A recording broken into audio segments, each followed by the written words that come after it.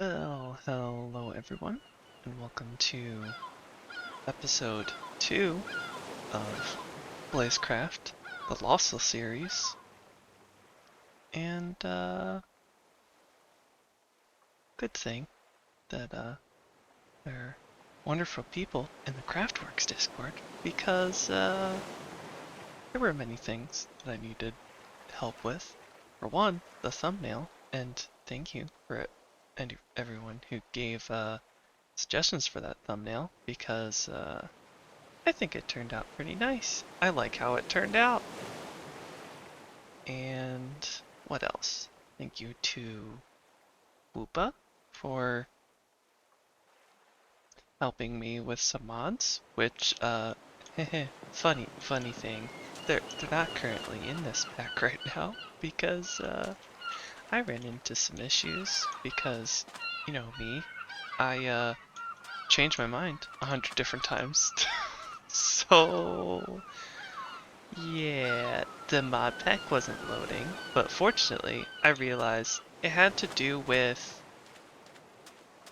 the hybrid aquatic mod. I don't know why, but the newest version just didn't mesh well with the pack. Like, well, I say mesh well as if it was a choice. It was not a choice. It was a vert. For some reason, the updating the version made it crash. So yeah, I was planning to add a few mods, like an enchanting mod that lets you pick your enchantments, and another one that would... What would it let me do? It would let me have tools that work sort of like Tinkers, where you have tool parts and assemble them together. They might have like some buffs and they don't break, because what I was really going for was something kind of like Tetra, or I do like Tinkers. I've just used Tinkers so much that I'm just a little bit tired of Tinkers, but I'm not going to necessarily complain if there's a mod pack with Tinkers. It's just, I've used it a lot. And so I kind of wanted to try something a little different, but I think Tetra is... Technically there is a version for 1.20.1, but these are just one of the mobs that are added by hybrid aquatic. There's actually a lot. It adds a lot to like oceans, but we have a bunch of beaches kind of in a row with interspersed with other biomes, but hybrid aquatic. Oh, right. Tetra, it is for this version, but not for Fabric, which I'm in Fabric. So, oh, right. I want to grow birch trees because I was saying how I wanted more birch chests, so I'm going to plant a few of those saplings down. That way I can get some birch trees. And what else? We could go harvest some sand to make some glass. And we definitely need to get food sorted. Or at least, not necessarily sorted, but going. So I need to go harvest some dirt so I can maybe put a garden next to the house. So I can get started on that. Maybe start setting up a kitchen, which does mean I'll have to mine. Also, these willow trees aren't growing, so I'll just chop down a few trees on the edge of this forest and plant a few birch trees. But I am quite liking this mod pack. I did get a slight scare from the... More concern than scare. Okay, maybe it was a little scare. Maybe I panicked a little more than I should have. I was just really planning on recording today for me, and that would have thrown a real wrench in things. So, yeah, just would have thrown a real wrench in things that I was not planning, and I mean, I guess that's kind of always the case. There's always something that kind of throws a wrench in things. You're like, well, I didn't plan for that to happen. And yeah, I think that was enough of a concern that maybe I'll chill out on changing the mods and just learn to be okay with what we have right now. So, right, a garden. We need that because, right, we have lava here. I'll get started on a small garden, or at least digging a pit for a small garden, and then put in... What am I gonna put in? Put in dirt, so harvest sand, harvest dirt, right, plants. Well, I sort of already said some plants, but garden for food. Materials for better tools. I would like to have... I mean, I would really like diamond tools, but I don't know if I necessarily want to jump for diamond tools. Just because, I don't know, maybe it doesn't feel a slow pace. But I just really like upgraded tools. Also, something I didn't mention last time is we actually have a mod that adds an equipment level above netherite. So, you know, it kind of goes, you kind of have stone, then you get like iron, diamond, netherite, and then in this we have enderite. Yes, that is what it's called, enderite. Really cool, I really like it. I love that it adds more durability because I'm okay with things like mending, but I already mentioned this, that needing to repair my tools all the time is just, I find to be a nuisance. And so being able to have tools that have like really high durability, which I know netherite does have higher durability than diamond, and at the point of getting netherite you're likely to have easier access to mending. You have to go through like getting villagers and stuff. I think I'm still not used to needing to get villagers. So the idea of trying to get villagers and just a pain. At least for me. But again, there's just ways of playing that I'm not used to, and I'm just like, it's a lot of work just to have like tools that don't break all the time. Again, just my opinion and what I'm used to. I like highly durable tools. I also just love exploring and stuff, and so to constantly need to repair things, it's bothersome. Now I wonder if we still have the ability to have string. I could go fishing. Got enough dirt, so let's go fishing. Or sorry, I mean, yeah, maybe we go fishing. Just to see what we get.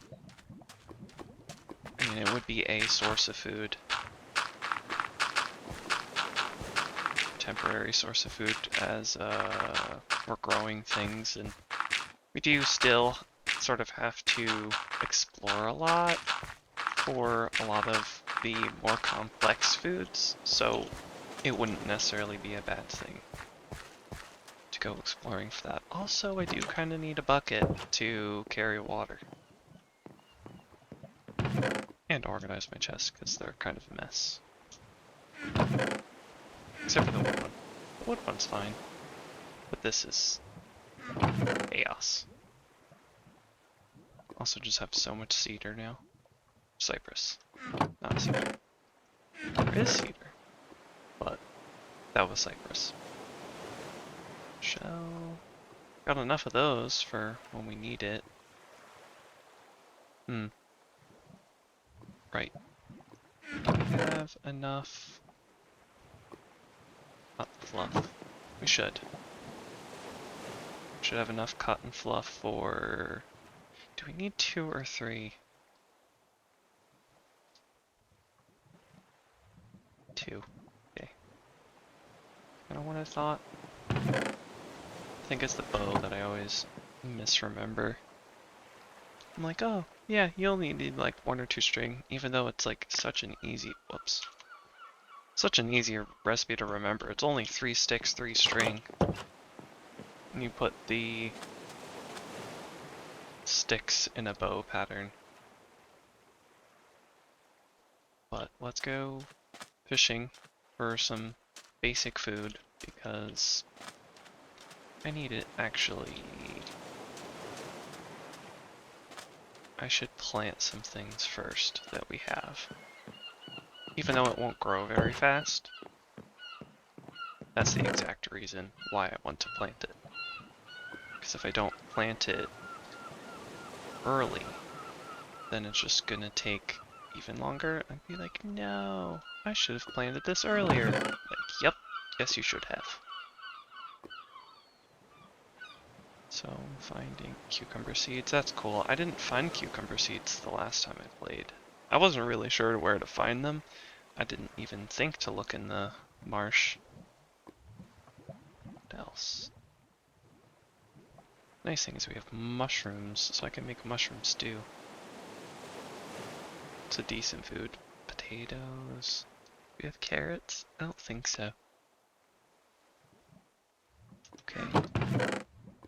Berries. I don't think I can plant those. Well, plant them on dirt, but I don't know if they're really going to give me much. I didn't realize how much sugarcane I had. That's a lot of sugarcane. What else? Cotton, because I'll need loads of cotton for string. Unless I find a spider spawner. Rice. Actually, that has to be planted in water. Onions. Because we need onions for, like, everything. Okay.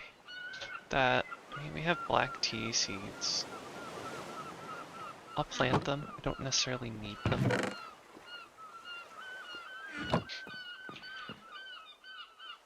Tea will just make tea, but I need sugar for that. I think. No, I have to... Black tea, I have to dry the leaves. Yeah, you plant seeds to get black tea leaves, to then get dried black tea leaves, and then you cook 2 of them with sugar and you get black tea.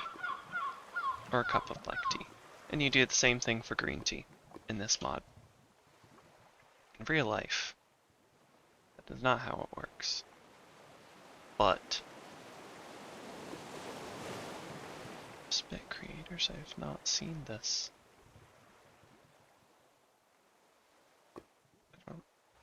It's very cool though that you can make like black tea bricks. I really... Okay, we're growing black tea because I want to use that block. I mean, we could make like a tea house and it could be literally made of tea leaves. How fun would that be? I say that a lot, but...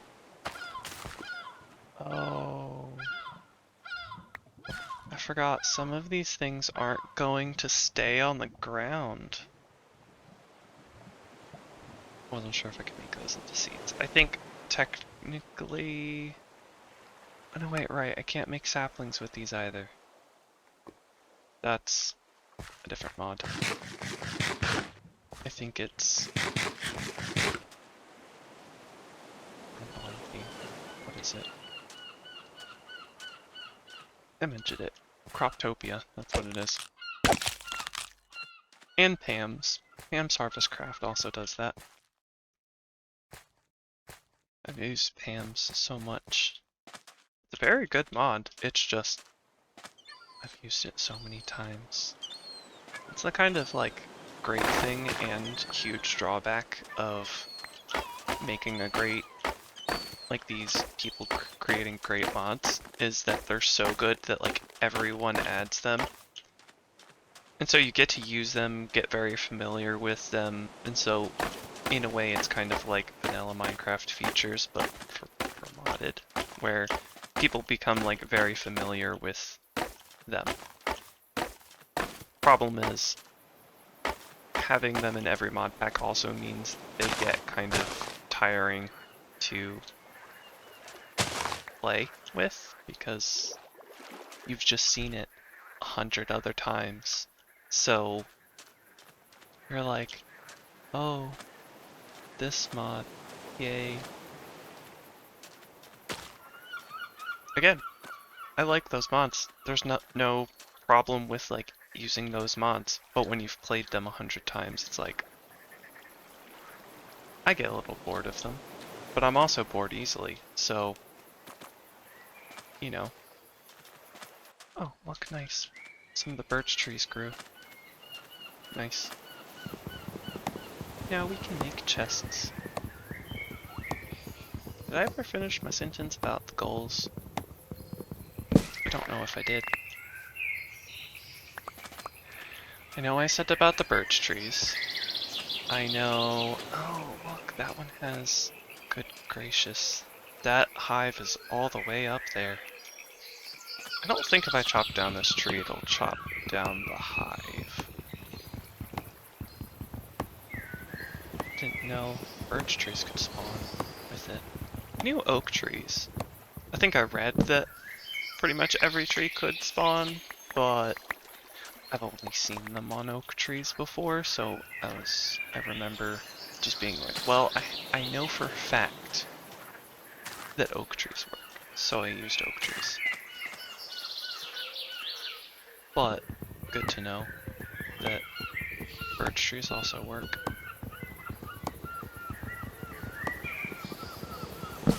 Eventually we'll need that for honey blocks. I remember there was a build. It's inspired by hey, it's Emmy's house that she built for her Better Minecraft series. It was a really nice house. I really liked it, and I was trying to think of a way to use redwood from I was trying to use redwood from Biomes of Plenty because in the newer versions the texture was changed, and so it's really saturated, and it is not my preferred shade of red, but I'm also not a huge fan of red. So, but it's kind of vibrant. I will show you. This is how saturated it is. It's kind of difficult to use, I would say. Like, this is, oh, the biomes we've gone, it's very pink. This one is much darker. It's just a tinge brown, but it's more, I guess it's more of a wine color, but maybe wine is slightly more purple. Probably is like a deep purple. Anyway, not the point. Point is, this is a nice red that I really like. This is quite aggressive, and so basically in the Craftworks Discord I was talking about how, like, well, you know, it has uses. It's no oak or birch or spruce. You know, a lot of those you can use with a lot of things, because I think I probably also already mentioned this, but a lot of black, brown, and gray, no, black, white, brown, and gray I kind of consider as like neutrals. Even tan, like tan is fine because it's sort of brown. But do I have anything in this chest? No, I don't. Okay. Oh gosh, these are mistakes. Anyway, nope, completely lost track of thought. Well darn. Oh no, red, yes. So, in the Craftworks Discord talking about, like, red and how it's like, well, you know, it has its purposes. Like, it's not my favorite wood. I will fully admit, I think it's really, really saturated. It even makes like red wool and terracotta and concrete, even concrete, which is very red concrete is probably the most red block you'll usually like. Mangrove does not look red. It looks like purple almost. But even like red concrete, which is the most red block, I would say, at least in my opinion. I mean, even you could argue wool maybe, but either way, both wool and red concrete are not as saturated as this. Like, not even close. It makes them look dull. So, I was looking for dirt. Point is, those can be a little hard to use, unless the sole goal is as color. So you may not use it in a really large quantity, but you can use it as a really bright pop of color. But the other thing is, okay, well, what types of builds do you use it in? Aside from like a highlight color. You could use it as a barn, like a red barn. It would be a super red barn, but it would be a red barn. You could also use it in like an autumnal build, which, again, the Craftworks Discord, I think it was Kat who she showed an autumnal build, which she used acacia. Never thought of using acacia. I loved the use of acacia. I also have a hard time using that, but I love the way she used it. And oops. Is that all the rice that I had? I had 3 bits of rice. I should have grabbed the other rice. Kinda time to go mining because I really need a bucket. I could get started on smelting glass though. I don't think I have any source of green dye, but maybe the texture of the glass will be fine. Could go for white or yellow or I don't know. Anyway, point was she did an autumnal build and used acacia and I was like, that is such a great use of acacia. Of course it makes sense to put it in an autumnal build. Why didn't I think of that? So yes, she used it. It was a great use of acacia. Redwood. That would also be useful in an autumnal build. There's also the... Oh, I don't remember the name of the wood. It's super yellow, and I really like it. And I really like it in combo with the honeycomb blocks. Oh, I just... Even though they don't match well in the sense of, like, they're not super close in color, they're close enough in color that I'm like, I really like this. It's just fun. So, anyway, I was using, I want to say it's ash, but I know it's not ash. It starts with an A. Aspen. So I used aspen wood from Nature Spirit with the redwood from Nature Spirit with the redwood from Biomes of Plenty and coconut wood from Nature Spirit and there's blue wood from Nature Spirit that I will be looking up because I don't remember the name of it. I think they changed the texture of the saplings of these Joshua wood planks. Or sorry, not the planks, the saplings. let's see if I can, this, larch, that's what it was. So I used larch, coconut wood, redwood, and then redwood from biomes of plenty. Oh, and aspen. I used aspen with honeycomb blocks because I just really, really, really wanted to use honeycomb blocks. But anyway, point was, using redwood, aspen, and something like acacia, or even, I'm sure there's another wood that's probably super orange that would be really fun to use. Let's see. Logs. Acacia. Helix. Helix is quite orange. It doesn't quite, it has a very funky texture that I'm not sure I'd want to use, but maybe it, oh, the baobab is super cool. Super orange, just like the acacia, but it has a different texture. And Zelkovia. We have acacia, baobab, and Zelkovia that are all similar. The Palo Verde ones from the Biomes Would Go is really interesting. Cork is also interesting. I like that. I love the white mangrove. It's fun. We have rainbow. Oh, I want to get all the planks now. I just want to collect all the things. But that's kind of the point of the series, isn't it? Explore all the things, do all the things. Okay, we have enough birch. We don't need to be chopping down more birch. Those trees grew quite fast. Or I'm just very good at babbling. But yeah. Seeds. I mean, I don't have to put them away, but I should put them away. Because good happens.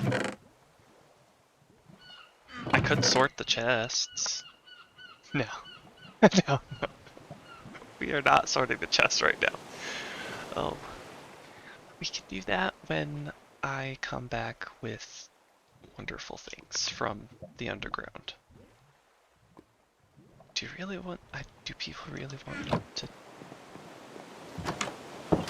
Well, I guess it's not really about do you want me to, but I kinda need to fish for food. And could also just knock out some of those cabbages, or we're gonna fish for a second. I was going to install a mod that rings a bell when the bobber goes off, which I may still do.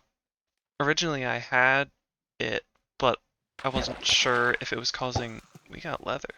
Nice. I wasn't sure if it was the one mod that was causing the issue, but it wasn't.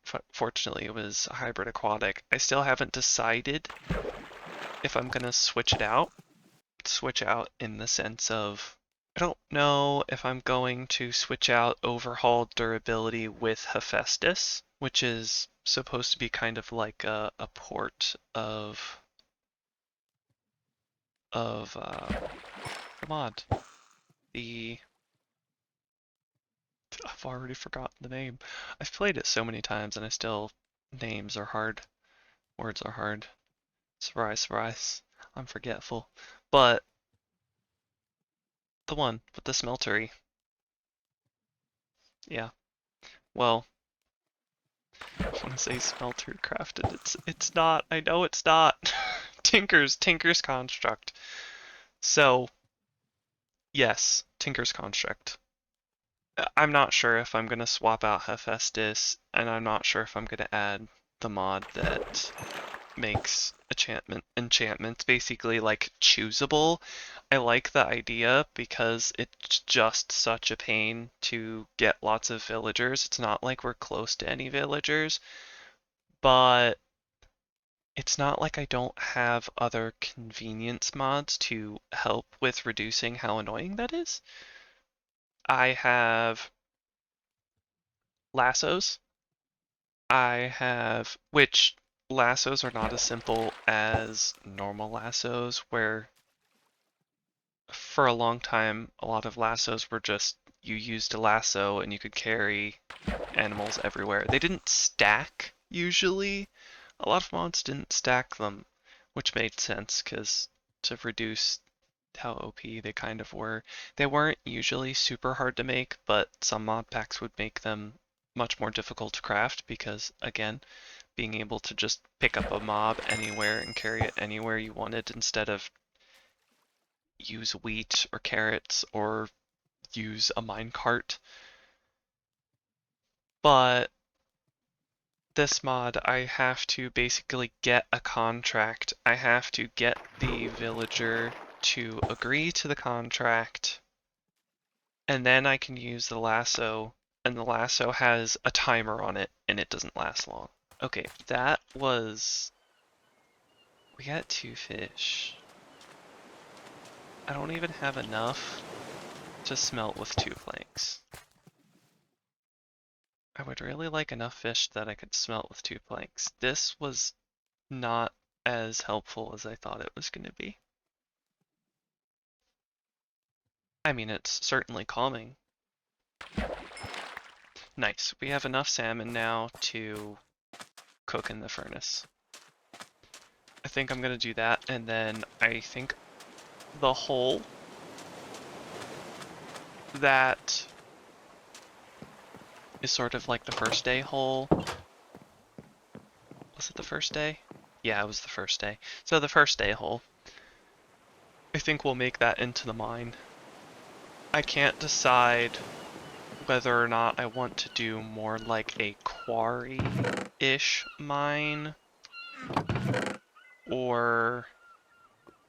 See, a lot of times I end up in the first few days of Minecraft because, you know, it usually takes me way longer to get a bed, just because I just don't plan ahead. And I'm like, I want to do things like build a house and then stick a bed. And even though, like, the best thing to really do is to just have a few chests, a furnace, a crafting table, and a bed, because then I could just skip the night. I can still be in an open field. I'm basically safe as long as I'm on top of falling asleep in the bed. Not my habit, though. So, normally I spend the nights mining while I'm waiting for the daytime to occur. I need to smelt sand. Oh, right. I don't have coal. So I need to make charcoal. Also means I need to make torches because I don't have coal. Okay, so the priority is charcoal then. Let's see if we can make about a stack of charcoal. We need... What was it? I can smelt 3 items with 2, so I need 42 planks. 42 planks divided by 4. 21, and split that in half, it's 10 and a half. So let's just grab 10 planks. No, not 10 planks. 11 planks. That gives me enough for that much. Then I can grab another 3 logs. And so when 3 smelt, I can make some torches. I just threw salmon on the ground. So, yes, plan, upgrades. I think I've also gone on a rabbit trail again and completely forgot that, right, we know, fishing, gardening, we want to sort of get food started, but at this point I really need buckets, so we need to get started on mining. Which means torches. Oh, I had torches, right, because I always keep them in my offhand. But yeah, so we need iron. I don't think I have the resource mod. A lot of... I enjoy my JEI, NEI, EMI. I love it. I especially love when you can just click on an ore and it gives you the spawn, like the ideal spawn area, amazing. Might be one of my favorite mods, though I'm not sure if I've said that about any other mods at this point. But I love mods so much. Nature's so nice. Because quite literally every single time that I go mining for iron, I have to look up what level it is because it's different for so many different versions. Like, I still sort of forget that diamonds aren't at level 12 anymore. Not that I Not that I'm like, I go to level 12 and I'm like, yep, this is diamond level, but I do... It takes me a second to remember where diamond level is because I am so used to diamond level being at 8. I just really got used to that. And, oh, man, we're already hurting for food. That is the interesting drawback of this, is that you're usually hurting for food super early on. For spice of life, spice of fabric. Early on you're like extra hurting for food. I think we should go mining right now. You know what, maybe I leave. No, I want to save the plans because I have gotten sidetracked so many times. I want you guys to know what the actual plan is. So let me take a second to do that. And F5. So I'm not doing anything else to distract me. Food. We need food. At least started. Fishing is not going to be the most ideal option. Farming is going to be better. We probably want to use some of our fish to attract some ducks so we have a source of meat. We also want iron, so we have to go mining to get iron for a bucket, so we can carry water over to the garden, so we can grow some foods that we end up picking up in our travels. It would be really helpful if I could find tomatoes, because that's used in a lot of recipes. Fortunately, we've already found onions, which are also used in a ton of recipes, and we've also used cabbage, which is used in a ton of recipes. We've also found rice, so we're in a really good spot where we found most of the commonly used ingredients. Duck, I think I might be able to cut down into chicken, like bits of pieces. Duck. I may be wrong about that. We can, no, we can't. But we can use duck eggs as if they were normal eggs, which that's good. Oh, and we have corn. We don't have pumpkins or melons, but again, those things aren't used in a ton of stuff. And in the cases where we need milk or meat, we do have soybeans. That does tend to be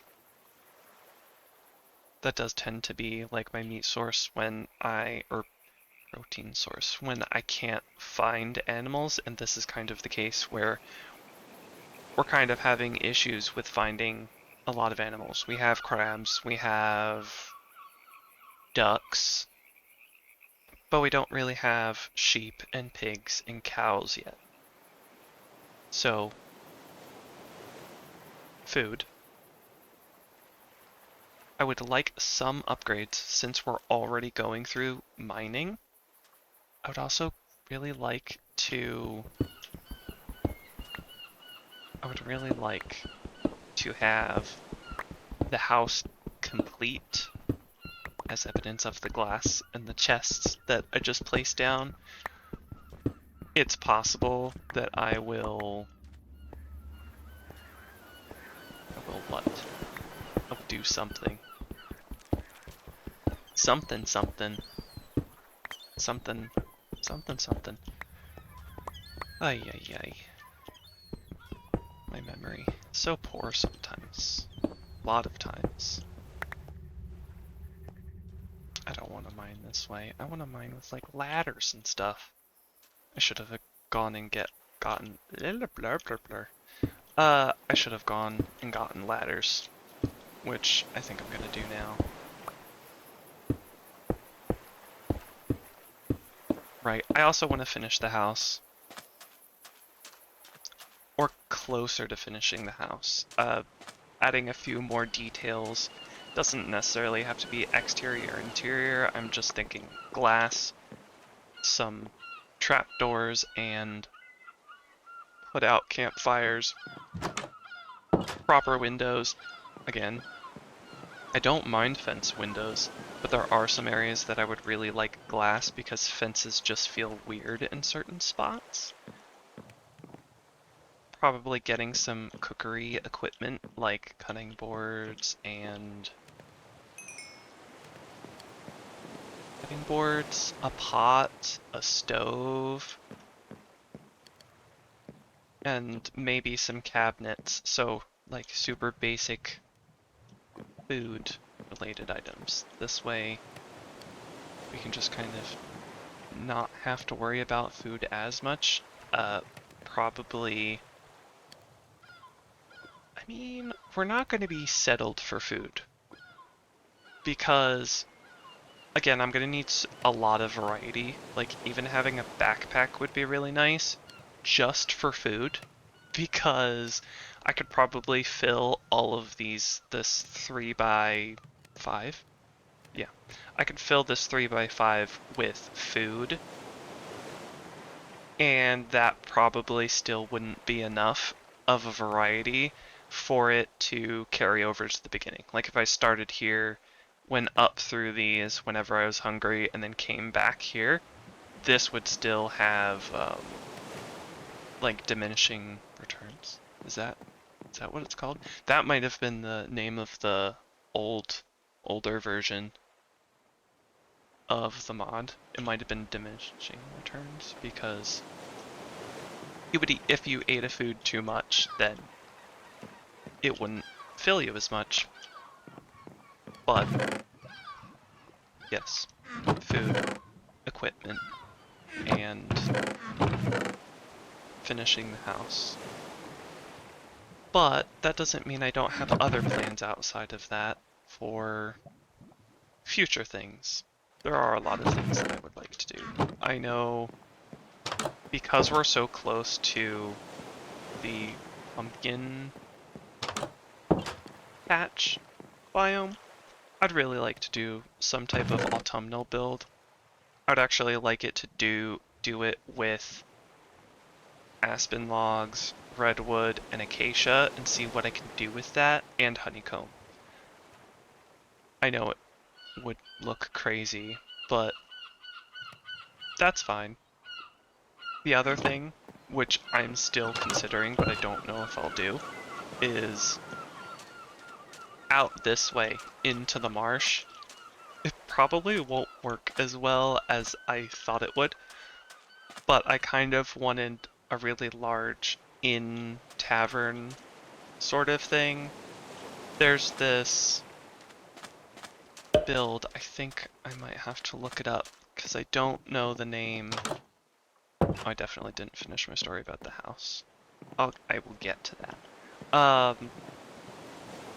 There's this build that it uses Conquest Reforged, which I mentioned in the first episode, as like the mod that I wanted to use as a base for a medieval pack.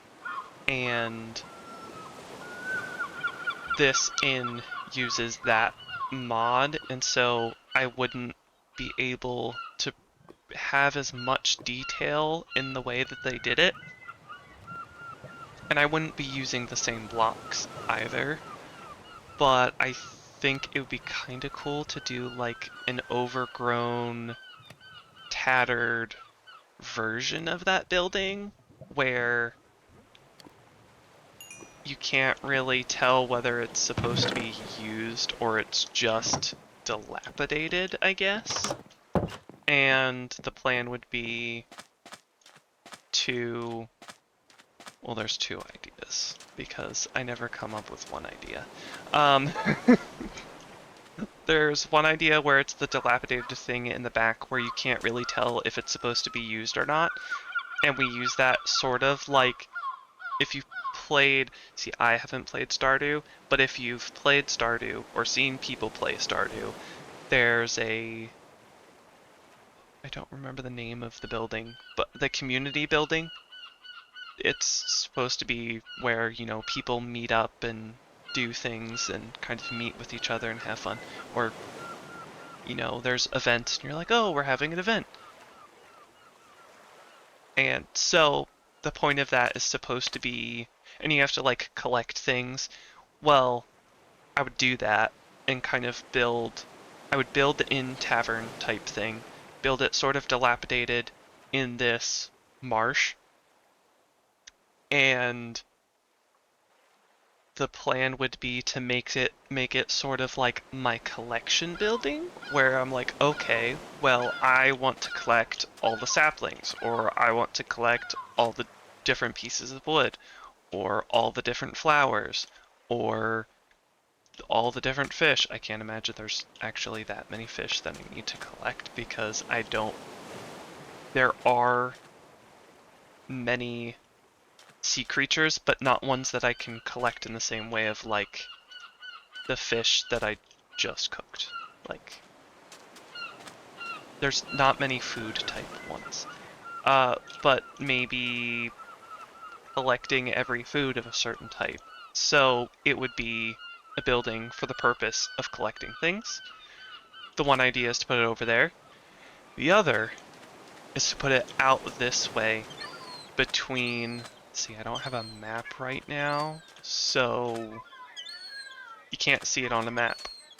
And we would have to go, which, I mean, I guess we can just quickly go for a second, because I still need to make ladders for the mine.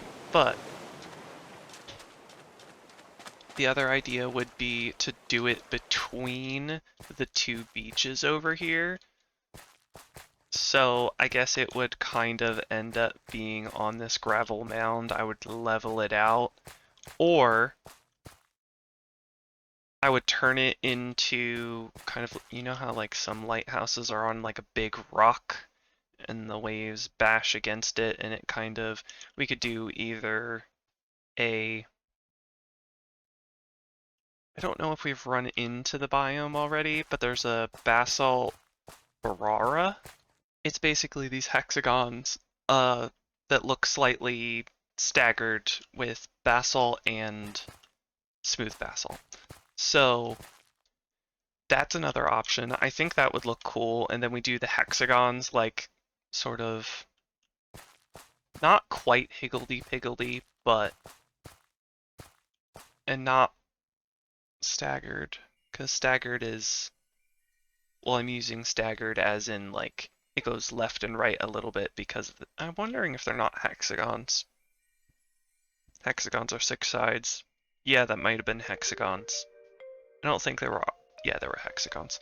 So yeah, they kind of like went up and down a tiny bit, and but also in line with each other. Wait. Listen to that music. It's an absolute bop.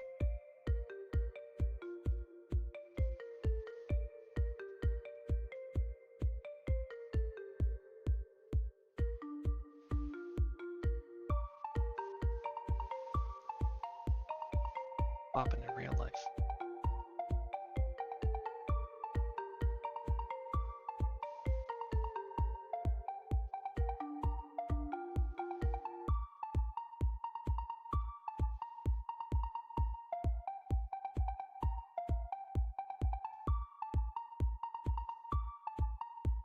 I love that music. It comes on every so often, and I'm just like, I love it.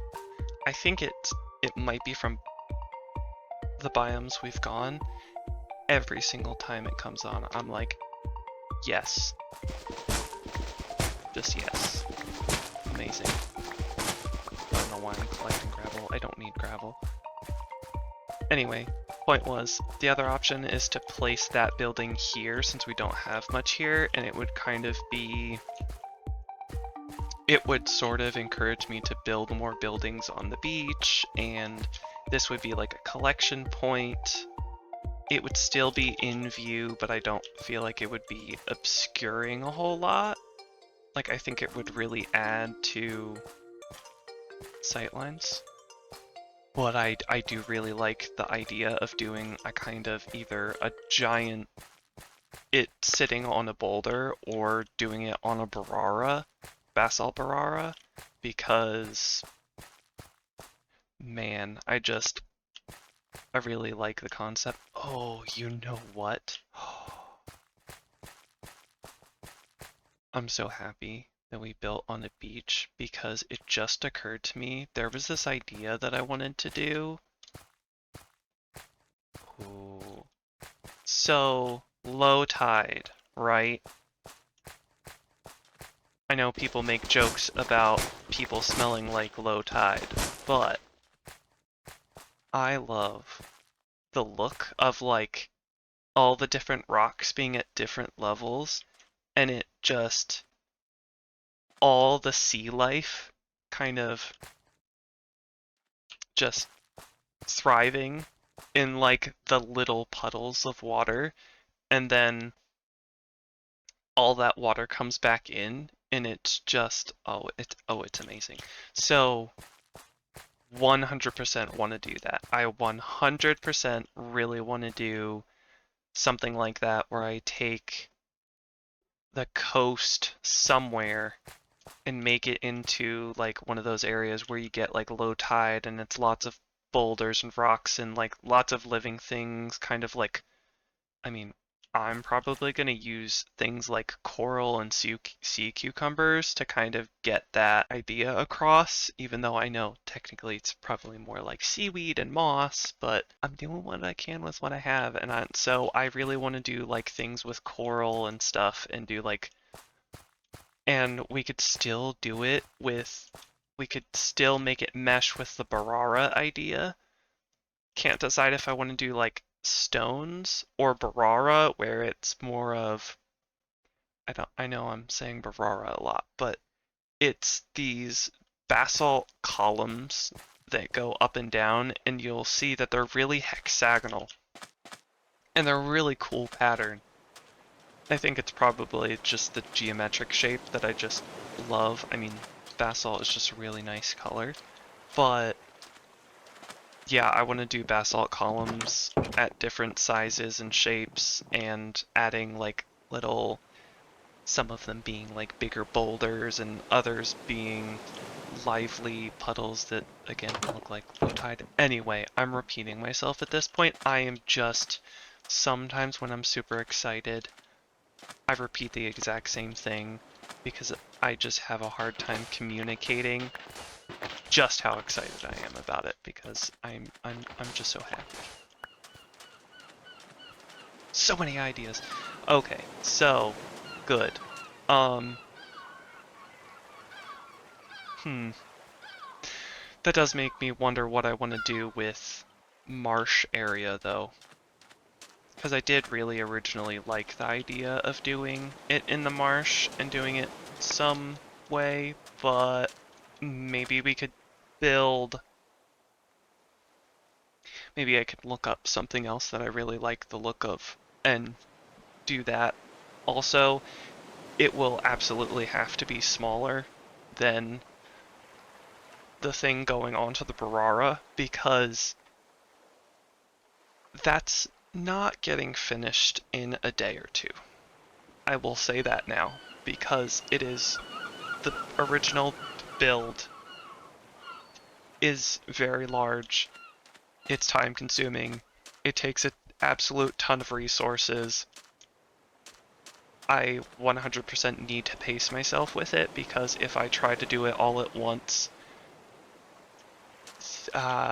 not good things, because basically it'll take just the wind out of my sail, to be honest. It isn't that like I don't enjoy it. I do.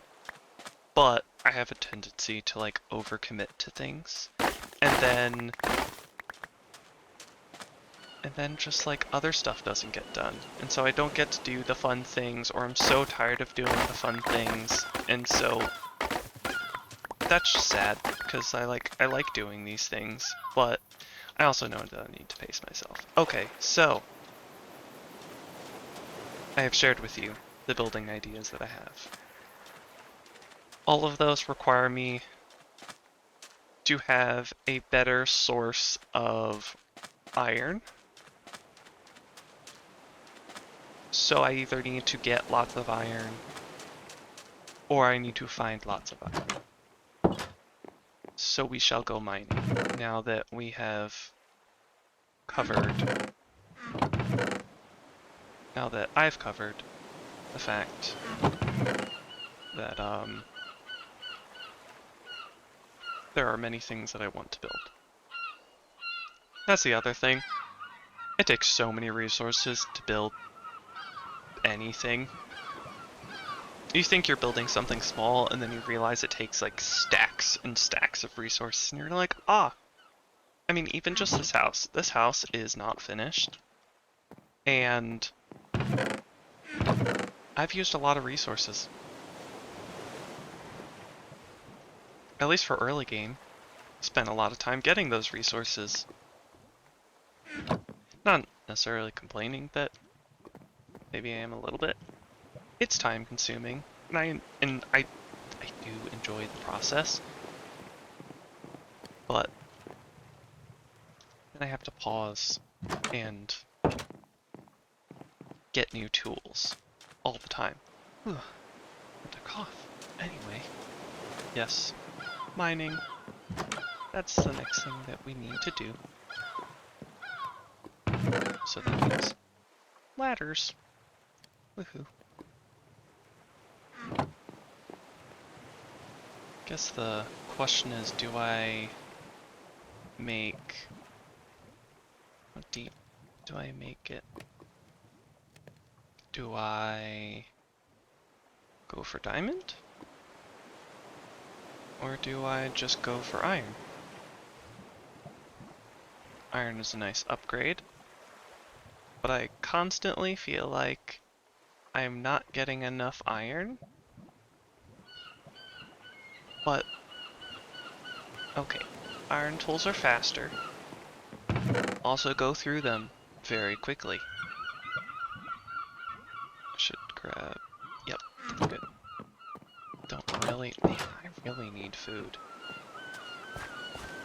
Okay, we're gonna get some iron. And I could also just eat straight honey bottles.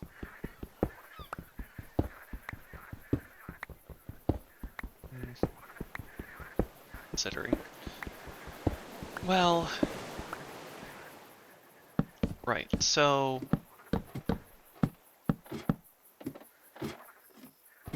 this is hard decisions to make. Oh, well, that wasn't a hard decision to make. Do we have any? No. Okay, so we don't have enough, but talking for such a long time is not something I'm used to. I'm talkative, but not this talkative. Well, I guess people in real life would maybe argue about that. But... Hey, but I enjoy being here. I hope you enjoy being here. It's just super nice, you know? Maybe you're doing some laundry, maybe you're peeling potatoes like Cat was the one time. Not during my video. I think. I don't think she's seen it, and that's okay, because no one is required to watch me do things. Anyway, sidetrack. Point was, you know, maybe you're doing laundry. Maybe you're just peeling potatoes. Maybe you're trying to fall asleep and you somehow find my voice relaxing. I don't know, you know, some people enjoy people's voices and find it soothing, and I am mildly amused by my own voice for some reason. I wasn't sure if I would even be able to bear my voice the first video I made. But then, you know, I got used to it. I was like, okay. Still strange listening to my voice in a totally different way than I'm used to, but it could have been worse. It wasn't as bad as I thought. Like, okay, I can manage this. Also, sidetrack. Oh, right. The story that I wanted to finish. So, right. I think, hey, it's Emmy. Her... Did I actually? Maybe I did. No, I didn't. So I was talking about, hey, it's Emmy's build from Better Minecraft, and I changed out a lot of the blocks for other blocks that I had mentioned. I used larch, aspen, coconut, redwood, and biomes of plenty redwood. So, yes, that... I'm just realizing that it's going to be nighttime when I'm there. Well, I'm going to be mining for a while, so I guess that doesn't matter too much. Do I? I didn't bring any wood, though. Let's go get that. So, yes, I built a very similar house. I was using that house as like, as a blueprint, I would say. That's probably a good way to describe it. It has the same, unlike this house, if you have seen Izzy's house, this looks similar in shape, but I did it from memory, so I'm sure it's very different, and I used a completely different block palette. Similar thing is what I did, except for I tried to copy the same building like block for block. However, again, the block palette is totally different. The glass I used was a chipped cyan glass. I'll see if I can find it. Cyan. Actually, it was panes. I think I used this square glass pane. I really liked how it looked, and I think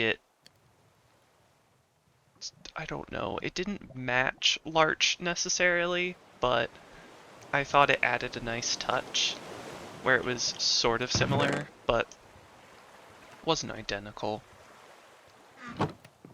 But, right, I was coming for planks. I guess I could grab some more tools though. But, yes, I basically built that, but in a different block palette. I'm trying to think what else I may have changed. Not sure.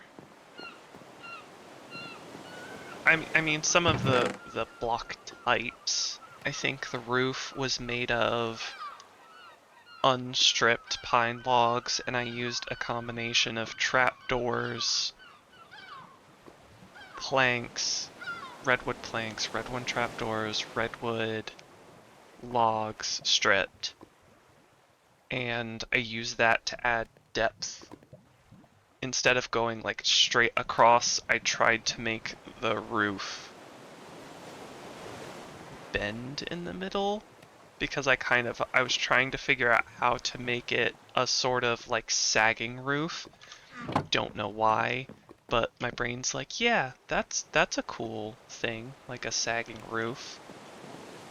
It's just, my brain's like, yeah, that adds some shape and pleasantly changes things up. Still didn't grab planks or anything. Should grab a crafting table.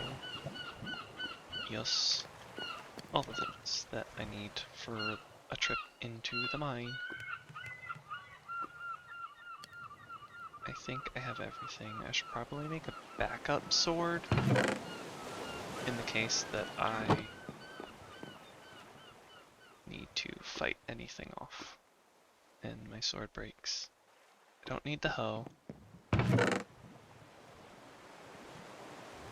Axe will make more of. I'm thinking. Yeah, I think that's good. I think I've gotten sidetracked again. I know it was about a build. I think it was the redwood one. Yeah, so very similar. That's, I think, pretty much all I really need to say is the build is very similar, and I changed the block palette. I'm satisfied with how it turned out. I will say, my favorite build has to be, I think, a skull build I did. There was, in my other world, actually maybe it's my other world technically, it was in a previous version of this mod pack that had some different mods. It actually, I was gonna say it isn't too different from this one, but maybe it is pretty different from this one. But diamonds. Excuse me? Pardon?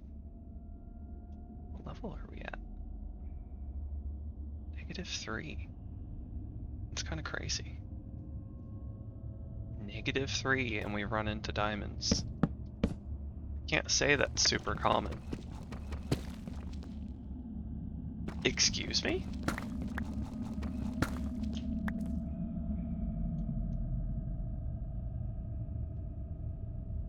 I'm speechless. I have diamonds. So many diamonds. I was looking for iron. I think I'm gonna do this. So that way it's easier for me to get around. I am gonna make this a cobble block though. Deep slate cobble. That way, actually does that make it, can I actually get up? Way? I might still have to put a ladder up there on the diamond block. No, I have to put a ladder here. Okay, we're good. That's a lot of diamonds that we...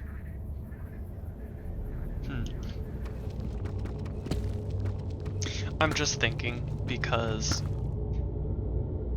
what I used to do for diamonds is I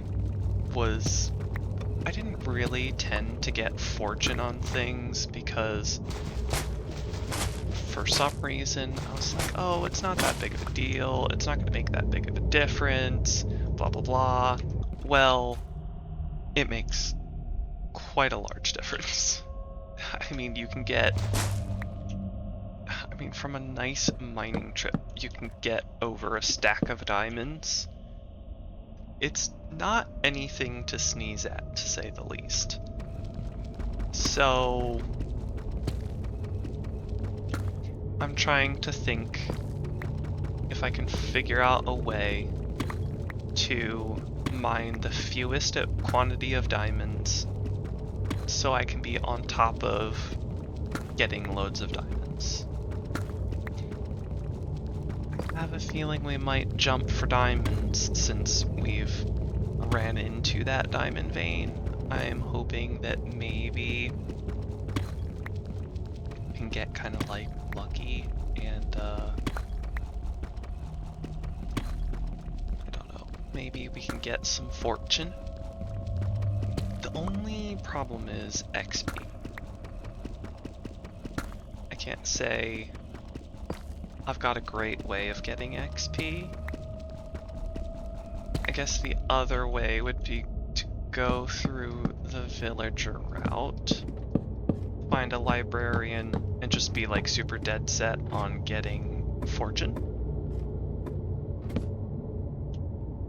What level are we at? 31. I think I want to be at 59 because I know that technically levels -64 is where you can technically get the most diamonds, or they're supposed to spawn most commonly. But the thing with being at that level, I mean, one lava's super common, but so is it at like level 49, so it's not that different. But there's, oh, well, okay, gotta be careful. Right, so as I was saying, I still don't have a bucket. It's a really bad idea. How is there? Jinx myself. There's no mobs right now, but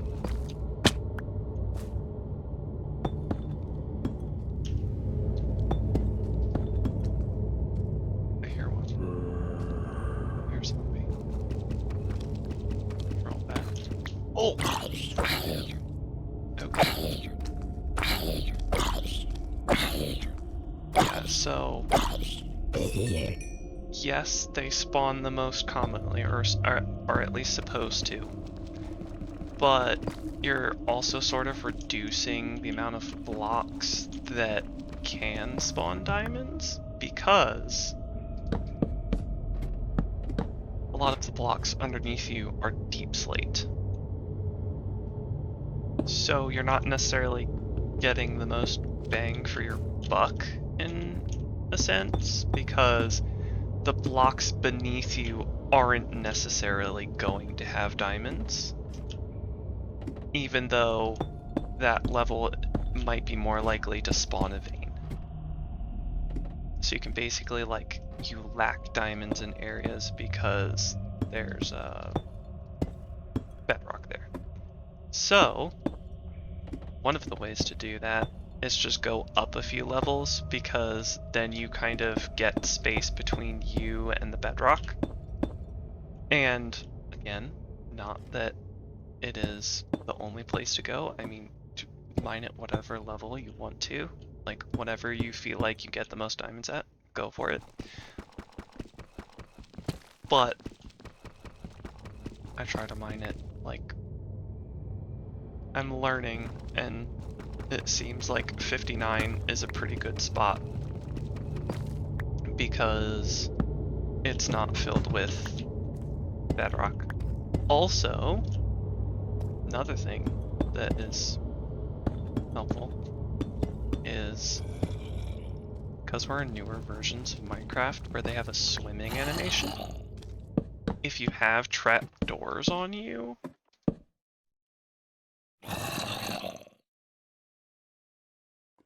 .48, we're close. If you have trapdoors on you, you can force yourself into a swim animation and you can mine one block tunnels.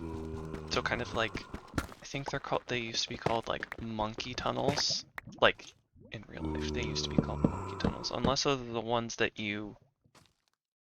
they would have been, I mean, they would have been way smaller than a meter by meter by meter, but they were like these itty bitty holes that people would climb up vertically in, I think, coal mines. But point is, it's a one block space, and so basically, even though your walk speed is pretty slow, you're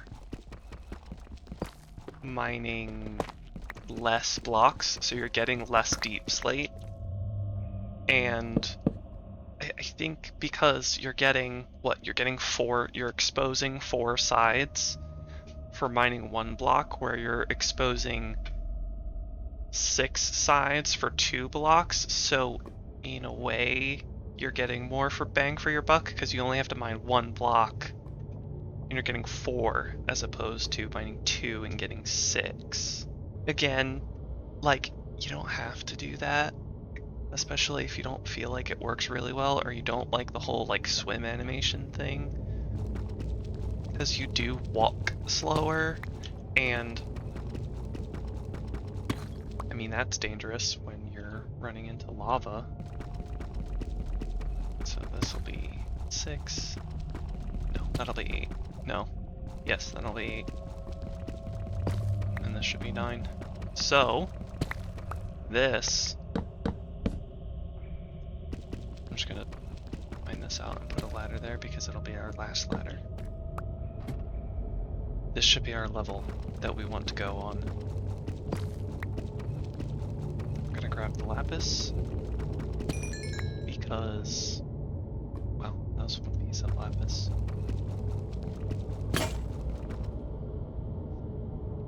That is trash. We shall toss it to really get trash cans. Like, I don't think we have like trash cans, but so as you can, it wasn't 49 because we're at bedrock right here. We don't want to be at here.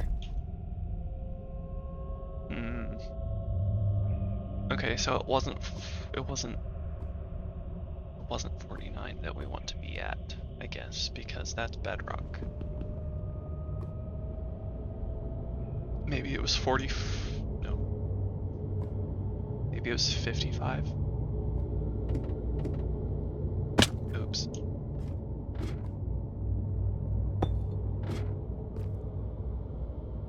Let's see.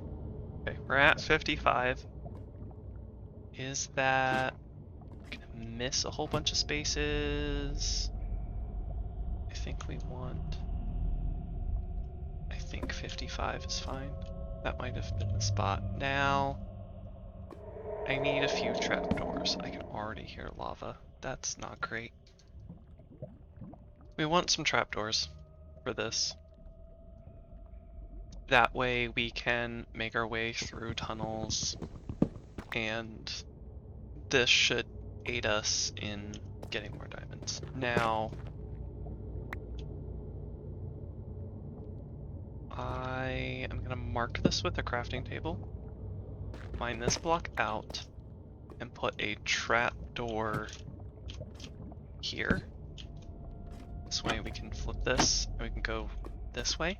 However, I actually want to go to iron level right now, because I at least need an iron pick to mine those diamonds. So if I can get an iron pick, then I could mine 5 diamonds. If I mine 5 diamonds, that is the minimum amount I need to... oh, it's nighttime. Well, that's fine, because we're only mining at iron. If I mine 5 diamonds, that's the minimum amount I need to mine to, in theory, get... that's the least amount of diamonds I need to use, because I use 3 for a diamond pick to get obsidian, and 2 diamonds for an enchanting table. So that's enough for enchanting. I will need a lot of leather. I will need lots of paper. Fortunately, we have sugarcane, so that's not a big issue. However, I do need to look up again what iron level is. I want to say it was something like 15. 16. Okay. I need to like build association. Like iron is a sweet 16, or finding iron is a like I have no clue, you know. But I need to remember things. Level 16. Let's go. Oh, do I have... it is enabled now. Okay. So... right. You might not see this.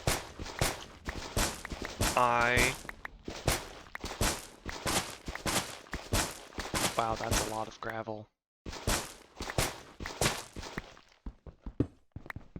Well... Wait, can I make a hammer?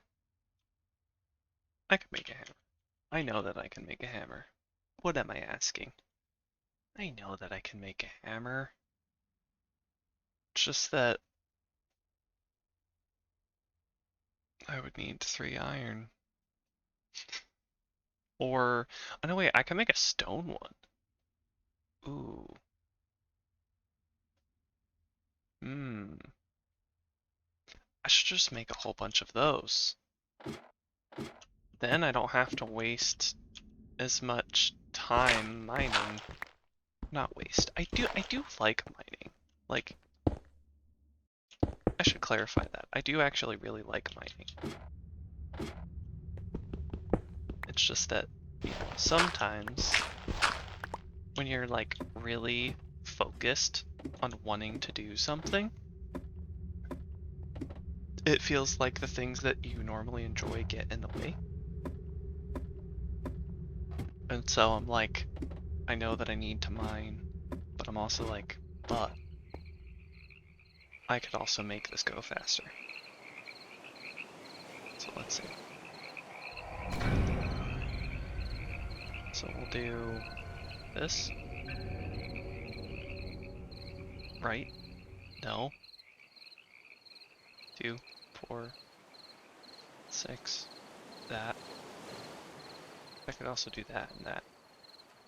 That way we can have some hammers.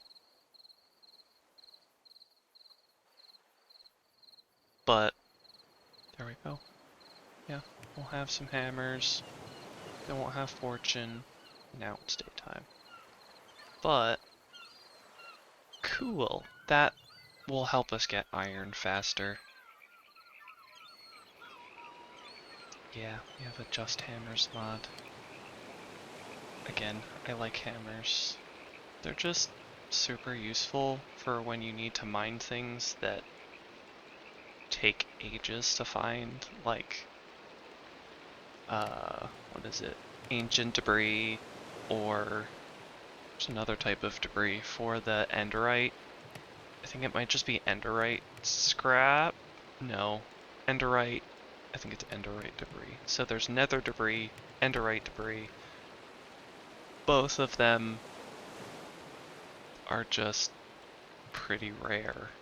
And the only real thing that makes it kind of easy to get is if, well, not even easy, but possibly faster, possibly, is we have sophisticated backpacks, and there's an option where mobs can spawn with backpacks. Those backpacks often spawn with items that come from chests, so skeletons might spawn with a backpack, and they'll spawn with a chest that you could normally find. They spawn with a backpack with items that you could normally find in dungeon chests. So super cool. And super nice because that means you can get lots of music discs,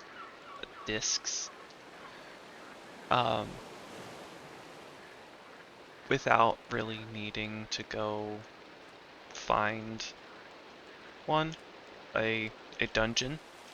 Dungeons are different here, so like the dungeons are fun and there's more materials, but I don't know. I guess there's a piece of me that's kind of about dungeons. Like, I don't know. I don't feel like I'm like, oh yeah. I mean, I am kinda. Like, I really like finding dungeons, but the one part that really disappoints me is I never feel like I've like found epic loot.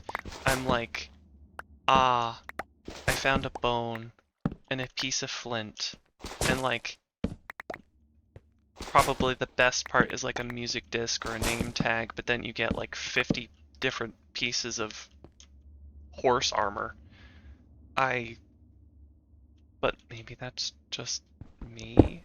I'm, again, I make this comparison a lot, where I'm like, you know, I can go underground and I find an abandoned house in Terraria, and I find some really useful items. I find accessories that can give me a double jump, but I also know that those things are much more necessary because, again, the whole point, a lot of the progression is you have bosses that have a lot of movement and you need that movement and those items. Or, I mean, you don't need those items, but they're a very helpful aid in getting rid of those bosses and progressing through the game. Oh, we found lapis and redstone and so many fun things. But yeah, I guess I'm always disappointed with the loot. I really want to and be excited for finding loot, but I'm just not. I'm like, oh, a piece of rotten flesh. Yay.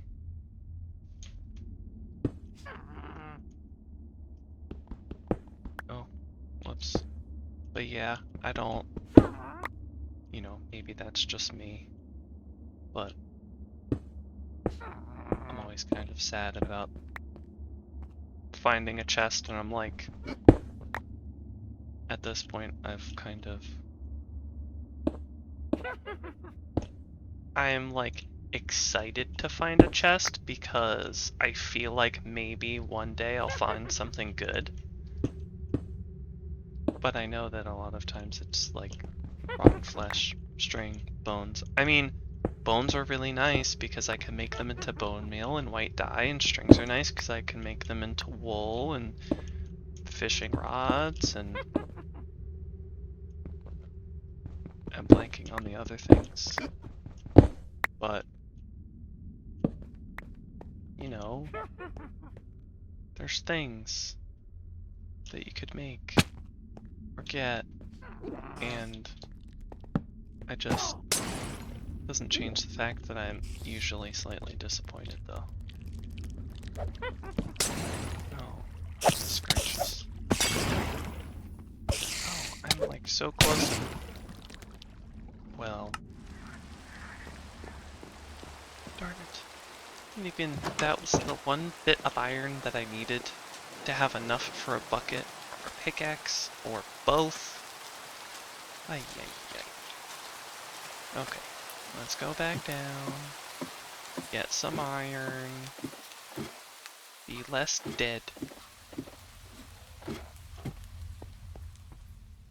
I was kind of hoping that I would just kind of mine and find iron, but I mean I did find iron, but I need to get rid of you.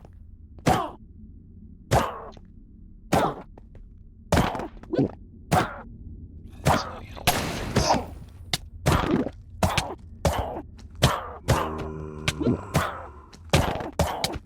Oh, no, zombie. Oh, goodness gracious. She's gonna heal herself.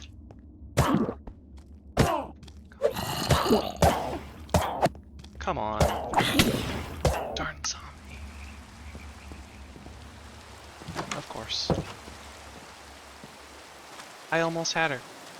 But then there was the zombie. Came to her aid. So she could drink potions. She must be a necromancer. Anywho. Yeah. This is quite unfortunate. I guess we can at least still get some iron, just a different direction.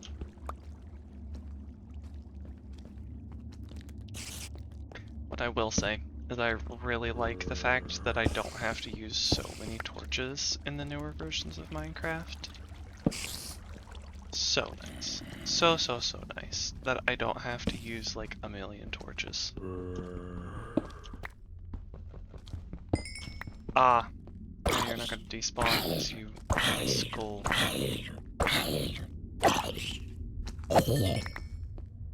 Also, if I had used my newer sword, I definitely could have gotten her. Because, again, diminishing, no, not diminishing returns. Overhaul durability. It changes it so your tool is less effective the more broken it is. I kind of like the idea of it. Oh wait, I have to change out the sword. This sword's basically useless at this point. Yeah, we're chucking it. Okay, so I keep forgetting. I know I've probably mentioned that already 3 to 4 different times, but doesn't mean I don't forget. Anyway, torches. I love that they can go so far apart now. Because, my goodness, placing so many torches is rough. You know, especially when you had to like light up an area because of a mob farm or something. Ugh. And now we have like insane caves. So at least, you know, when you had to do torch spam, the caves weren't as insane. Not that there, I mean, there probably is a version where, you know, before they changed the torches, unless they changed the torches and like on the Caves and Cliffs update, which, I mean, they could have, but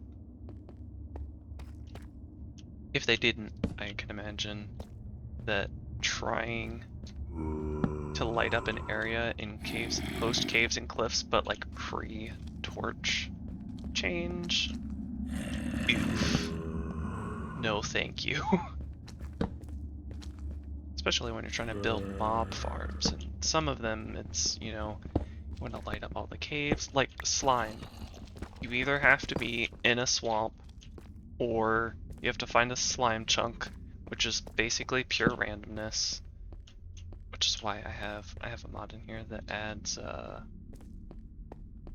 what does it add? It adds a map, basically, if I have slime somehow, which isn't so bad in this version because, or this mod pack, because aquatic, hybrid aquatic, right? Is it hybrid? Yeah, hybrid aquatic. It has jellyfish. So, and the jellyfish drop slime. So, super useful. Very, very useful. Because basically I can get slime, and then make the map, and I can know where the slime chunks are. And then I can build a slime farm. I can't say that I need slime for a whole lot. I mean, you can use slime in redstone contraptions. You could use it in building. I don't know what for because, again, I'm kind of new to building things still.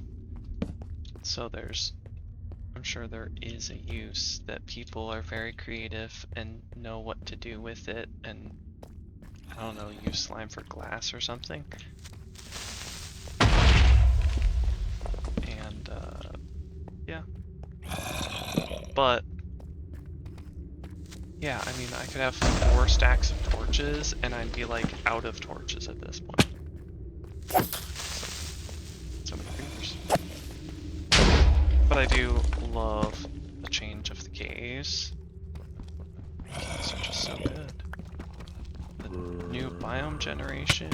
Oh, that was hoping. Oh gosh, you do damage. I want that iron back. I have your gold, please. I like armor. No, that's fine. I can already tell that the stone pickaxe is getting less efficient. But yeah.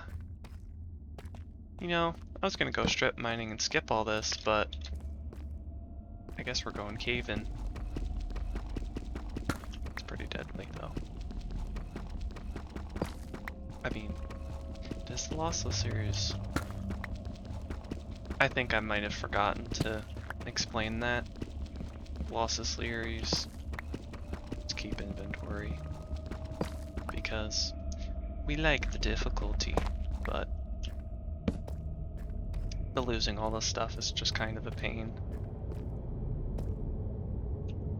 Do I? You know what I could do? I could make a hovel, a hidey hole, and just smelt some iron and stuff, so I can get those diamonds. This is... Where's my crafting table? Oh, right, I placed it down already. New crafting table. And I think I will use this trapdoor. Like that. Put a block there. Make a furnace. Actually, no, we don't make a stone furnace. We make a deep slate furnace because we have more furnace variants. Because, yes, all the things. Okay. Going to smelt 8 iron. Oh, that's wrong. There.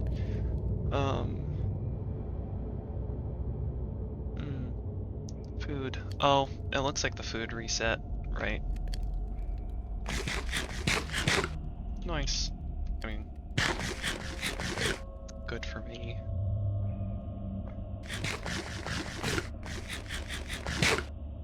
Also, again, if this gets released, you know, you don't have to play with keep inventory. There's also a gravestone mod if you like really don't like the idea of playing keep inventory.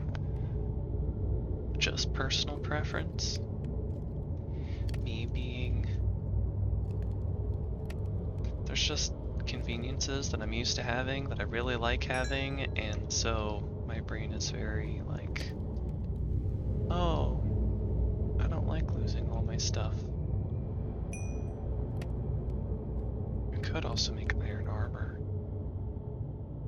Could make other iron tools. I guess we're really gonna have to go caving.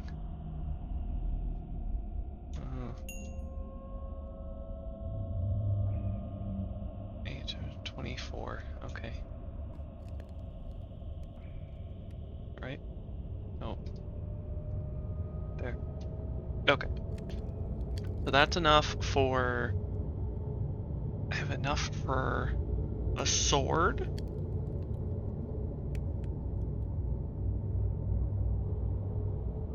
I have enough for an axe and a sword. So let's do that. I need new sticks. Sticks. Let's go. Wrong thing. There we go. I'm gonna make a chest that is for garbage.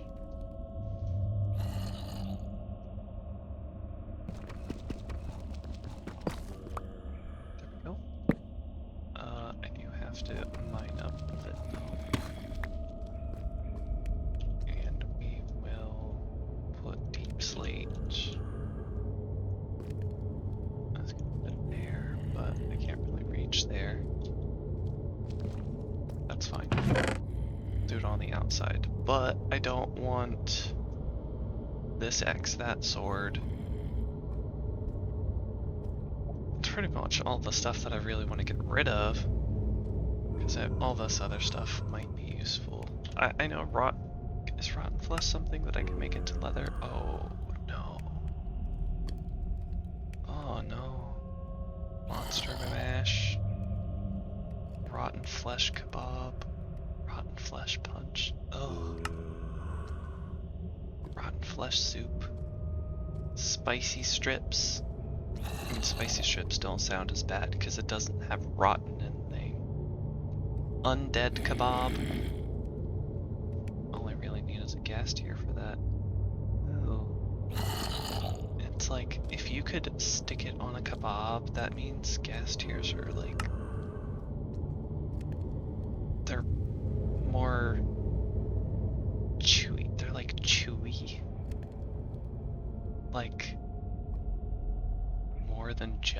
or something. Because even Jello wouldn't really stick on a kebab. It's like trying to nail Jello on a wall. Putting Jello on a skewer. And then dog food. I mean, that's not as bad. Oh, that's Farmer's Delight. Casualness. Oh, that's why. Because this is from the Casualness mod, and this is from the Farmer's Delight mod. So the two things that I'm like, oh, that doesn't sound as bad, is because it's not from Fright Delight. Makes sense. Okay. Can also make flesh blocks, which horrible, but I would need to find blood. Oof. Salted jerky. I still have yet to find a pink salt biome, or like there's a lot of biomes for Gallosphere that I just have not. Well, a lot might be a little overdoing it. Oh, I can make compost, rotten flesh cookies. Okay. Our iron's almost done, but what was it? Was it about the rotten flesh that I was... Gallosphere. So, there are some biomes that they have. There's a crystal biome, which... crystal caverns, and it has different crystals, as you can imagine. I have found that one. It's really cool. Really nice for getting calcite. There is a salt biome. I have not found that one. Apparently there's something to fight in it, and I really want to find it and fight it. There is a lichen biome. I have found that one. I remember needing to travel quite far for it. It's a nice biome. It was fun to discover. It was interesting. I still really want to find the salt one though. Let's see how many. Nice. We have the perfect amount of diamonds here in this vein. We can now get a pick. I can get an enchanting table, or at least the precursor to an enchanting table. I still need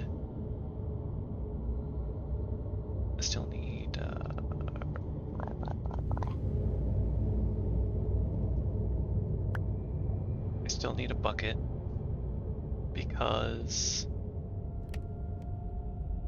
I need water for the farm, and I need water for turning lava to obsidian, so I can get obsidian for the enchanting table. That does leave leather and paper, but I have lots of sugarcane and leather. I think we have a vegan delights. Yes, vegan delight, which is kind of an add-on to farmer's delight. And we take a mushroom, straw, which we can get from cutting grass with a knife.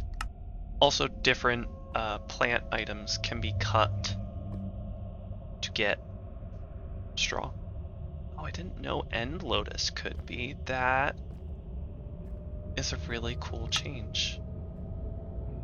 I actually really like that change. That's such an unnecessary it's such an unnecessary touch that they did. Like, they didn't have to do that. They could have made it just bark and no one would have batted an eyelid, but they went the extra mile and like changed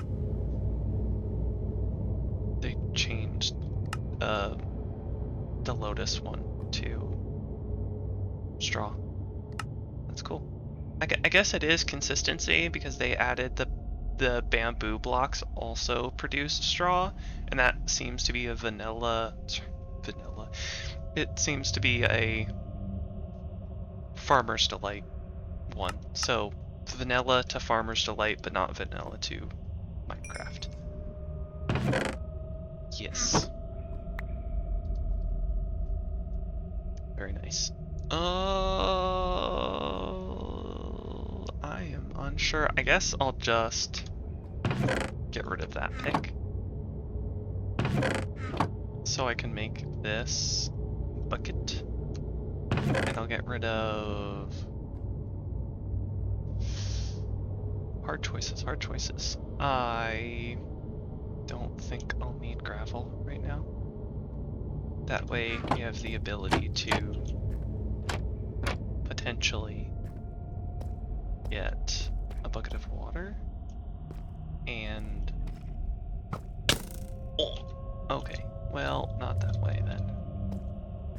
Skelly, no thank you.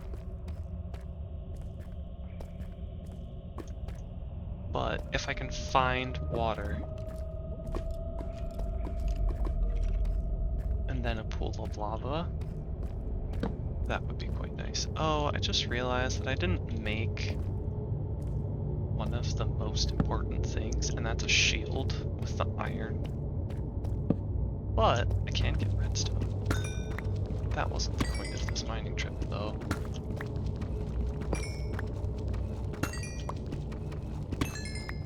But yeah, 5 diamonds. All we really need is 5 diamonds, because pick for the obsidian, and then 2 diamonds for the enchanting table.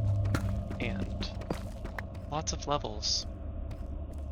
Probably what I'll do is I'll just... Oh, out of torches. Probably what I'll do is... Well, I don't remember. Oh, no, I do remember. Enchant a bunch of iron picks. Again, the kind of drawback of doing that is, like, technically they don't break. Oh, I think I might be able to change that in the config. I could change it so they still break. I don't know. I know that kind of defeats the purpose of the original, unfortunately, downloading the mod, because it changes things so things don't break. But there's a lot of different changes that I just really like that they made. Like anvils, they just repair tools and they do it for no cost. It also seems like the anvil might be more durable than a normal anvil. I don't know if that's true or a thing from a different mod that I didn't realize changed things, or just don't remember. It's a possibility. There's a lot going on in this pack. Oh. I am sorted. Yes, I am. Well, we're home. Guess it's time to farm.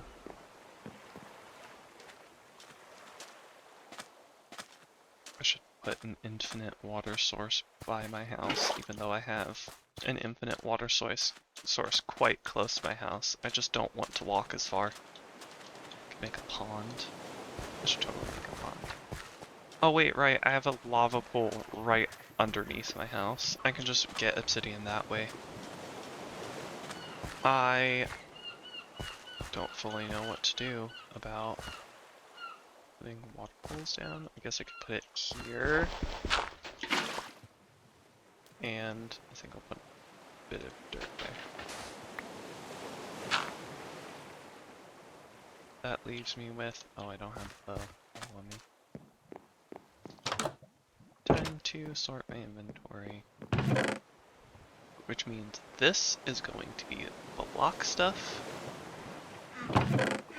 That is going to be ground stuff. Now we're sorting because I actually have a reason to sort things. Ground materials. I guess technically I could put gravel in there.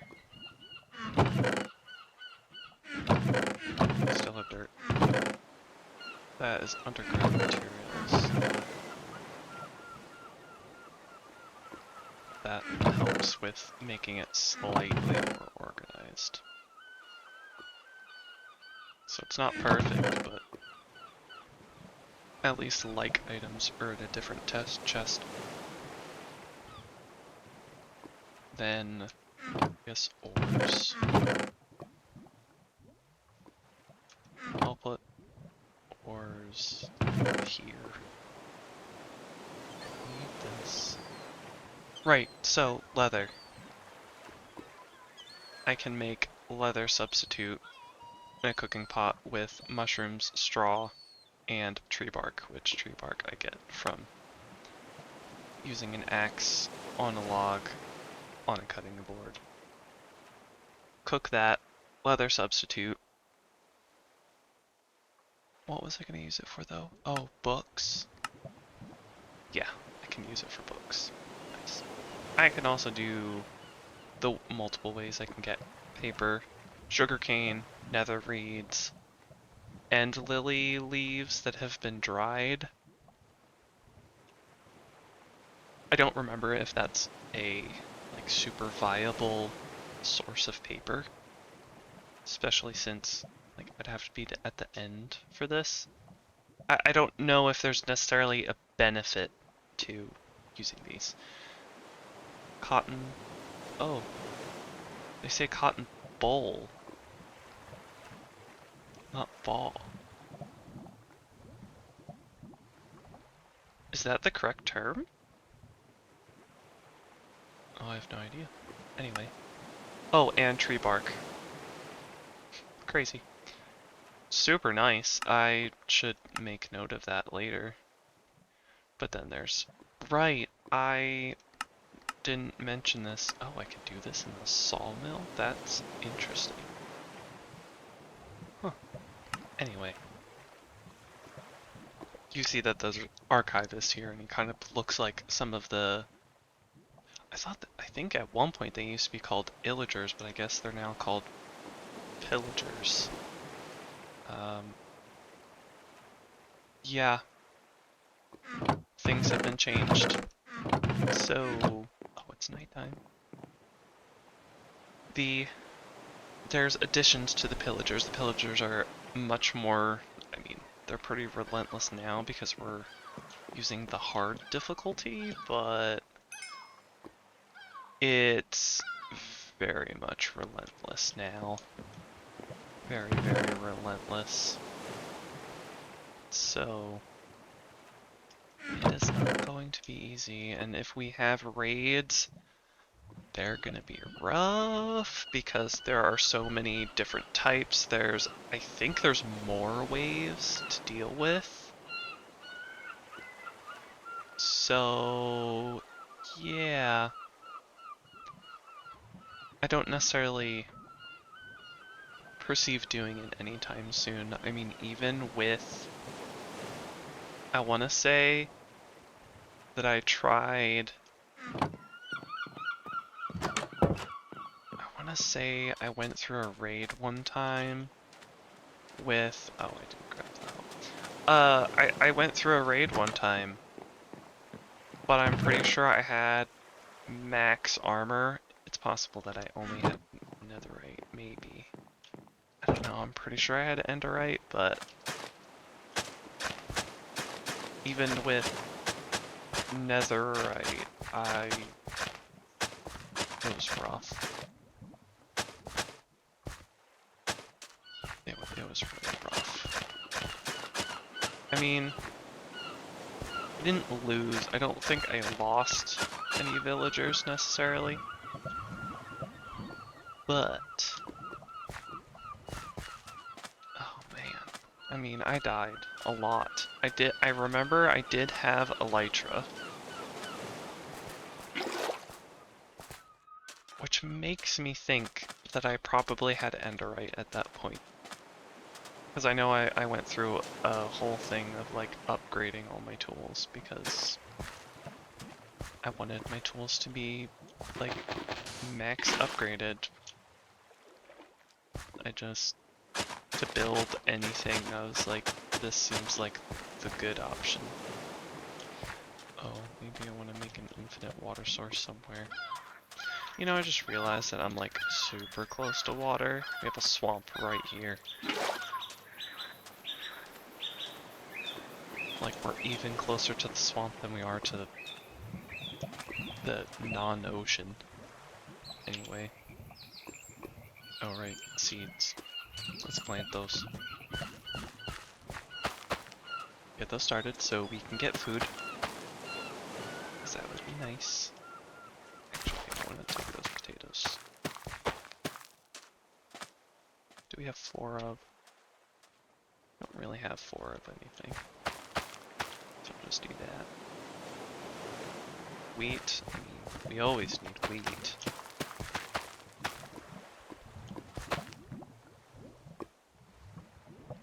I guess we could put a tea leaf here. Cotton seeds. We'll need loads of cotton. We want lots of string and wool since we don't have sheep. Cabbages. Put here, because that's 5 across. And cucumbers. Can't imagine we actually need very many cucumbers. We're sticking with that for now, because... Oh, if you get the plants, you have a chance of getting some yellow dye. Okay. Veggie pancakes, which you can use, I'm pretty sure, yeah, you can use like any vegetable here. Midori rolls, have to use cucumber. Chicken taco, you can use cucumber or sliced cucumber, which if you slice it, you get 2. So, it makes the food stretch further. Same with cooked chicken. Like if you take a whole cooked chicken, you can cut it into pieces, and you get 2 pieces out of the chicken, so you can get more food out of it. And hearty salad, which, yeah. I have not found avocados, so still gotta run into avocados. Oh, we could cook things, veggie noodles, ew. Cucumbers in hot food. Gas tier soup, no surprise. Ratatouille, that would be pretty gross. In my opinion. I am uncertain about hot cucumbers. I can't say I like the idea of it, but I know Eve mentioned cucumbers on pizza from a place. What was that? I think it was Mod Pizza. And that sounds like I might try it one time when I'm feeling adventurous. I don't know if anybody else is this way. I know this is... Wait, can this be... No, that can be any vegetable. I think a lot of these are just any vegetable. A lot of these are just any vegetable. Cucumber and chicken noodle soup, don't you ruin the delicious things for me. Yeah, off topic, but well, sort of on topic. So, I don't know if anybody else is like this, but on the days that I want to try something new, I really got to be in the mood to try something new, because I have to be like mentally prepared for severe disappointment. So, food, yeah, trying new food, I'm kind of the way of, I'm a creature of habit. I like getting the same thing from the same place because it's just consistent, and I know how I'm gonna feel after having the food. Oh, I didn't realize I had carrots. Okay, we have carrots, so planting those. Yeah, I'm just a creature of habit. I like the same thing and get the same thing, and I am 100% okay with that. I find a food that I like and then I want to eat that food all the time. I think also just sometimes foods can be just rough sometimes. Either, you know, you don't feel good afterwards, or... And I know, I say this to a lesser extent of like, oh, you don't feel good like when you eat somewhere that has bad food. It's less like that and it's more like, oh, it's clear that my body does not appreciate having this food. So, yeah, not fun. Or if you get like, you know, there might be foods that you really like, but on certain days you're like, this kind of makes me feel nauseous just smelling it. Sad times when that happens, because you know, you like the food, you want to eat the food, but then you don't want to eat the food because you're like, I can smell it and it makes me feel very sick. Got a lot of sugar cane. I mean, I did plant a lot, but man, did I plant a lot. Anyway, point was, yeah, sometimes I'm just like not in the mood to try new things because I have to be mentally prepared for severe disappointment, even though, like, that way, it doesn't, like, ruin your day, which I know it shouldn't ruin your day. I need to mentally prepare myself for that, because, like, I do like food, but if I'm just in a crummy mood that day, not crummy mood, if I'm just not feeling very good that day, that just kind of adds to it, and that's no fun. I don't want to just add to the gross feeling. Anyway, point is, you know, is that something that you guys, like, also do, feel, have? I don't know how to describe it. This can be put in food option. Ooh, we could get ducks. We should totally get ducks. I should also totally get something else. There was something else that I was gonna get. A cutting board. I need to get a cutting board. Real life too, but you know, we procrastinate those decisions. I guess I could talk about that. I don't know if it'd interest anybody, but let's get a cutting board first. Because I can't multitask sometimes. Cut. Oh, I've not heard of that. Is that from a cuttlefish? Don't think they have bones. Pretty sure they're kind of like an octopus. Got no bones. Anyway. I can talk about cooking. I quite like cooking. And gardening and many other things. I need to focus.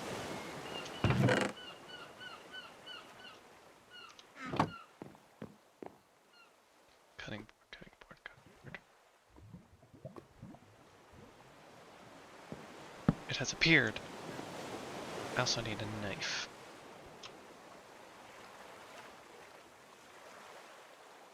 Oops, right. F does things. Flint and a stick.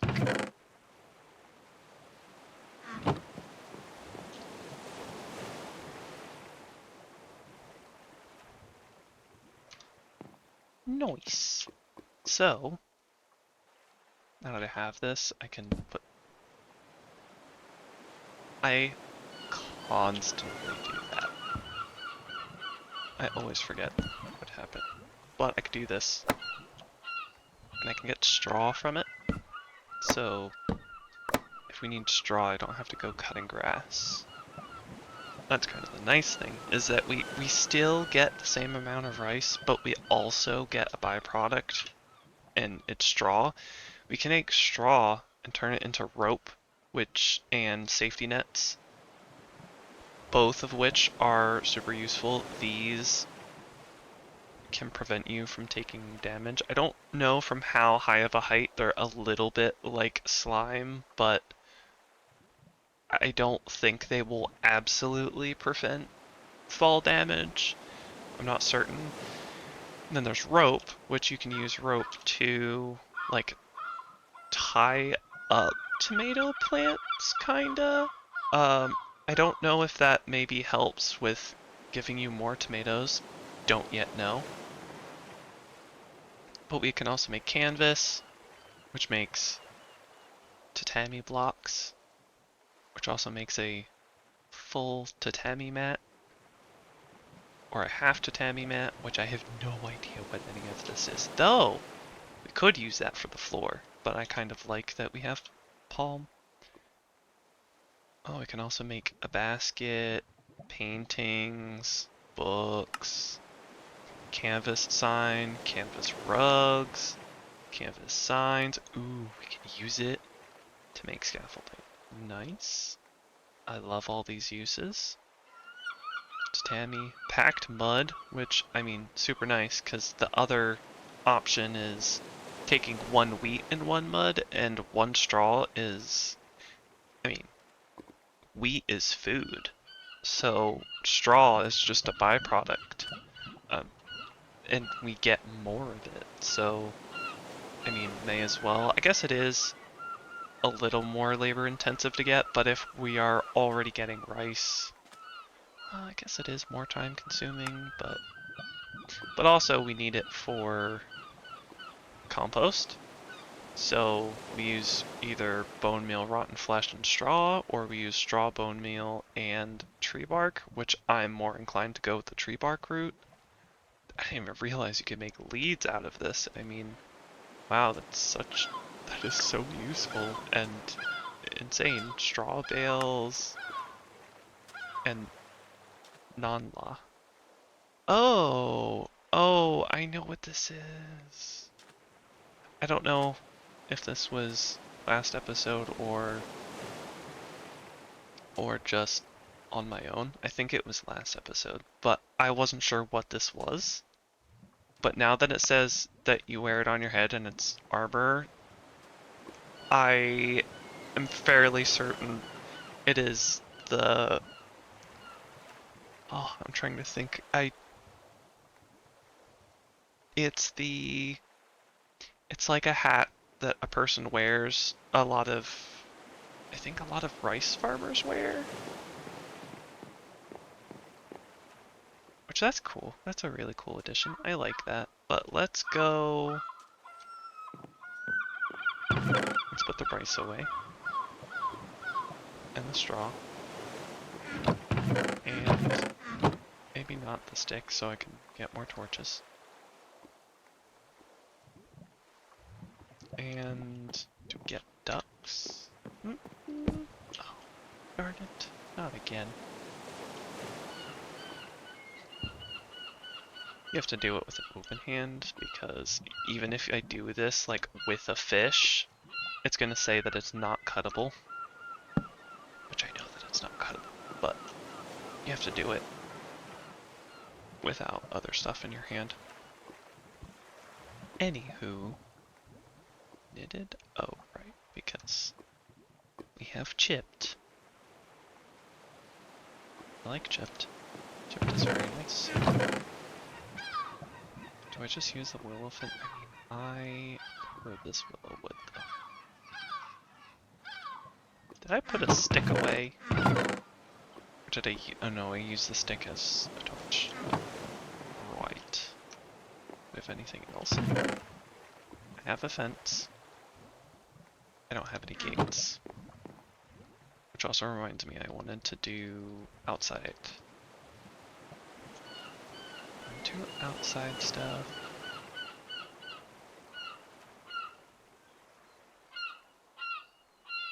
want to get ducks because we have fish to get ducks. And I think I might do a double gate if I can. Nah. Nope, that's wrong.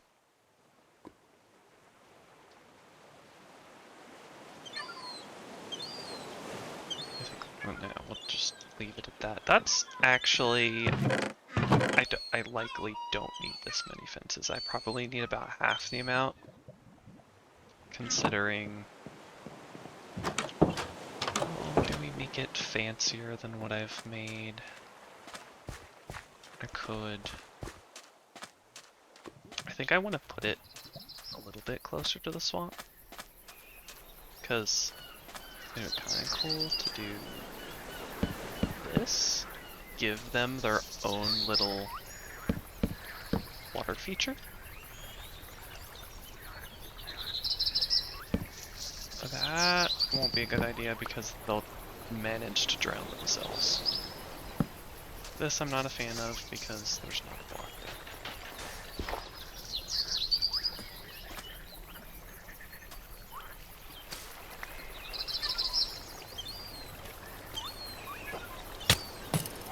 What the? Seriously? Throwing axes at me? Bruh. Ain't do nothing to you. Just throwing axes at me. How rude.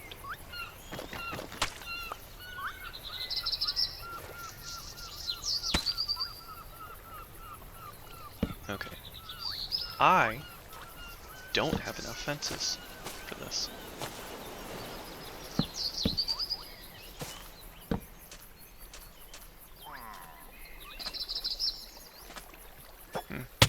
Oh!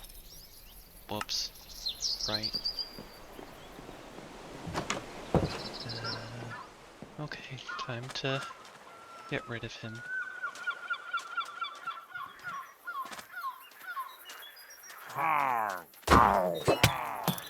Ouch.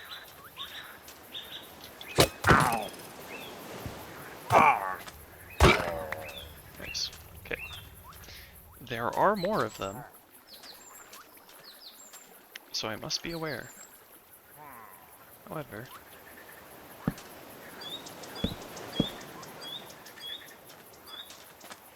I need more fences.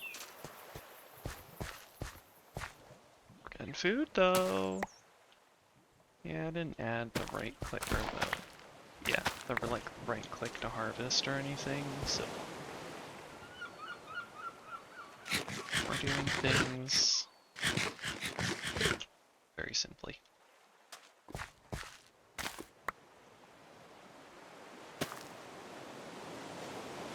Fun things about beads is, well, maybe it's not a fun thing about beads, but because you're eating the root, oftentimes when you actually harvest these in real life, you're just ripping up the plant, so you actually don't end up getting any seeds. So when you're growing the plant, you are either harvesting it for the root or harvesting it for seeds. You don't get both. I mean, you probably could try and eat it after it's had seeds, but if you're thinking you're gonna get like a really soft beet or something, severe disappointment awaits you, because it's just, they get really woody when they get old. And they start splitting, and then they have the bug holes, and they're really, they would be better for things that you don't plan on maybe eating directly. I wouldn't even necessarily, I don't know, maybe you could get juice out of it. I think one time I tried to make a beet spicy water drink. I'll leave it at that. But basically I did it wrong. So it didn't turn out very good. Basically it's supposed to be kept at like a consistent temperature, and I didn't have a space for that.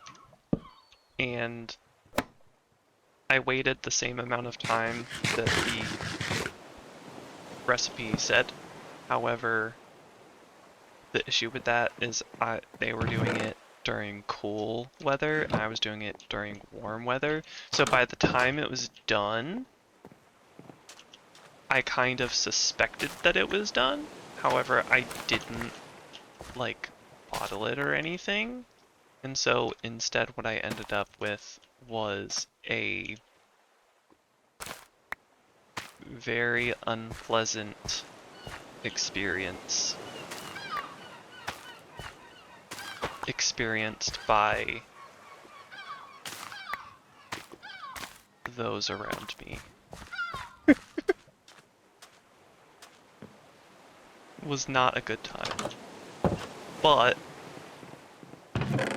it was, I don't know, it was something. Lesson learned. Should be temperature regulated. And yeah, not a fun experience. What am I missing? Fences. Fences. So, yeah. However, I will, even though that was a bad experience, it would be interesting to make the recipe again, but do it for a shorter time, so it was more like a fermented beet drink. Because the thing was, it actually smelled really good when it started fermenting. Like, oh, it smelled amazing. And, I mean, I'm okay with beets. I'm not gonna say I love beets, necessarily. They do taste like dirt, which is...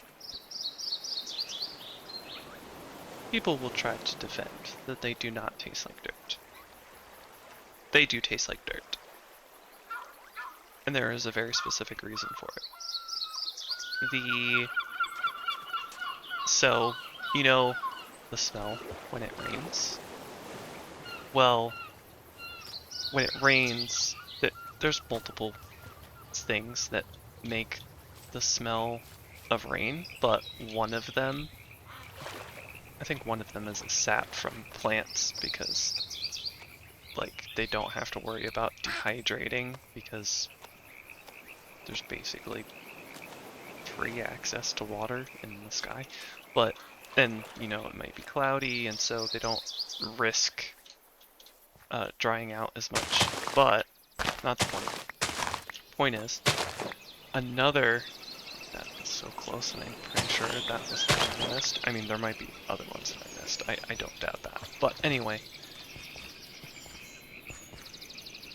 there are things in the soil, or no, there are things that in the soil. No, I said things. A substance called geosmin that is released from the soil when it rains. That substance also exists inside of beets. So the beets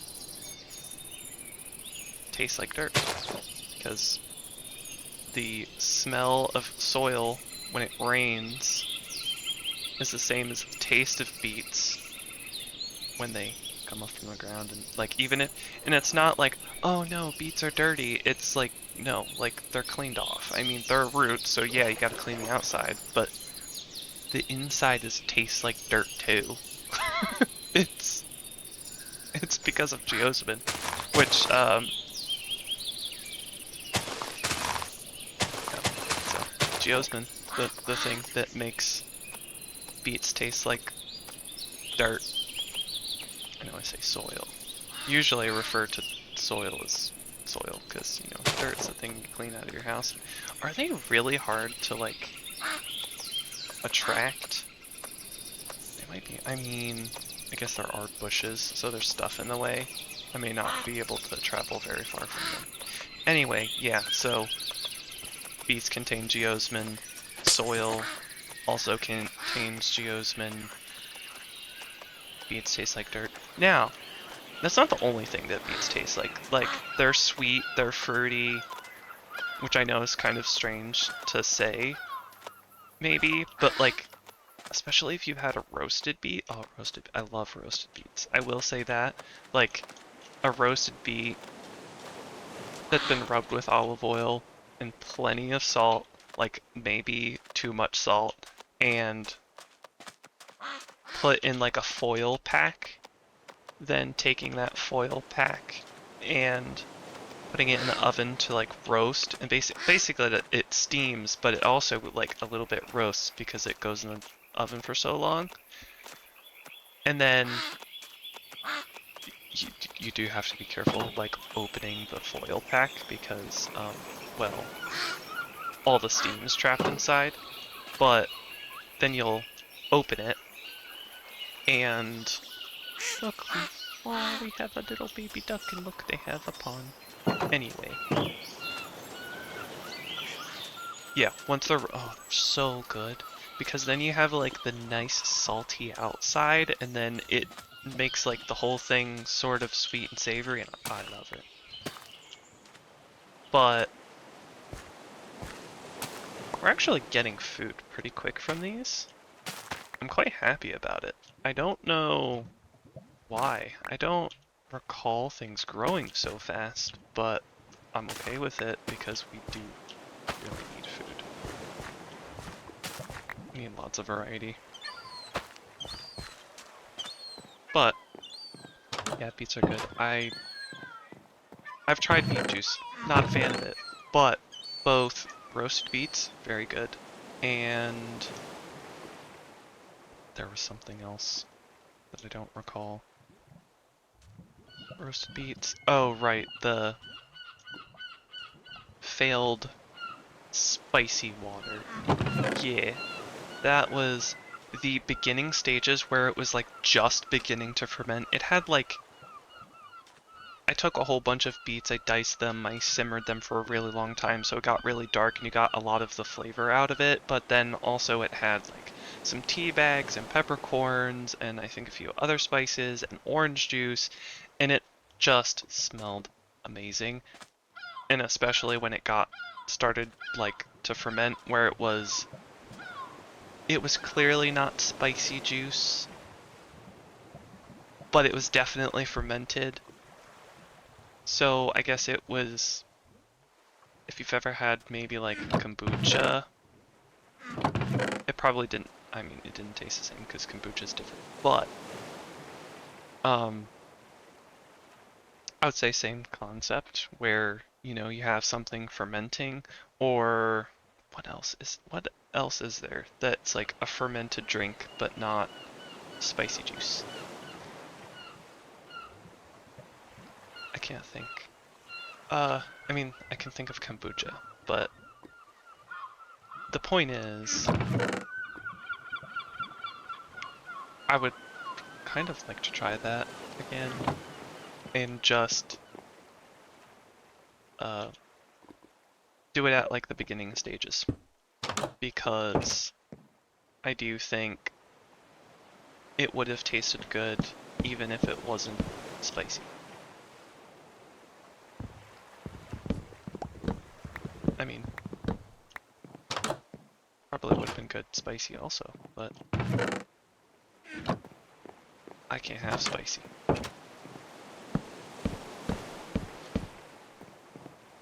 Anyway,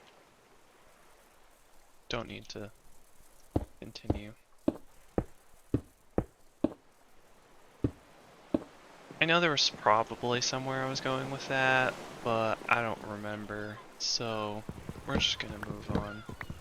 Look, a dragonfly. Okay, so we got food, we have ducks, we have the start of house progress. I think, and we have charcoal to make the fences. We have plenty of wood. Can make lots of sticks. Right, we'll read this C message. Just to let you know, I'm definitely editing that out. You don't need to see what that book said.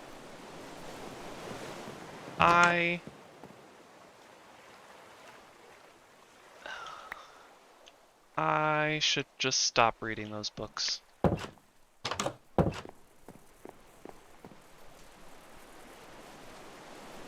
Read books. Just not those ones.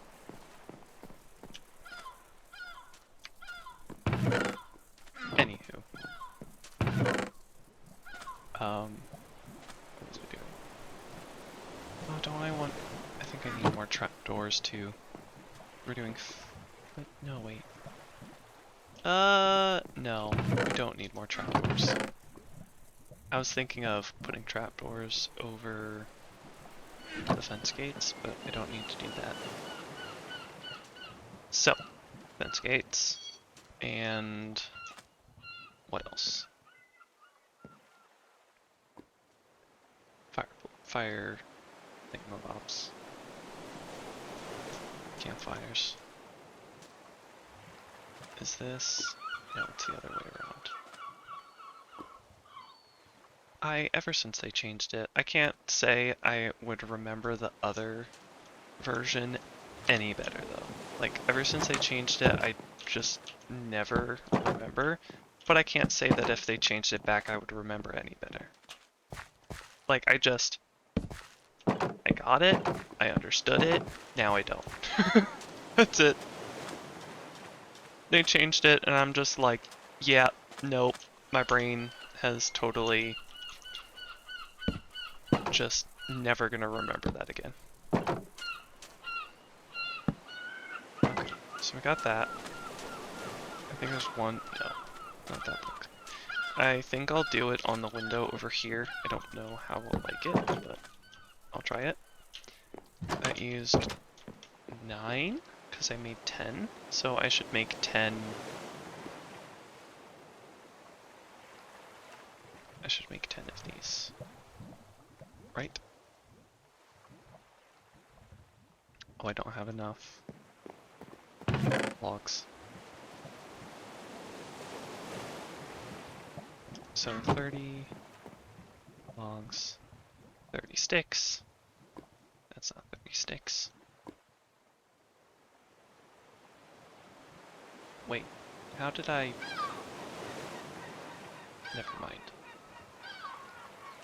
Okay, and then we need a shovel. We have a shovel. Oh! Oh no, I need another one now. Darn it. Okay. Now we need more.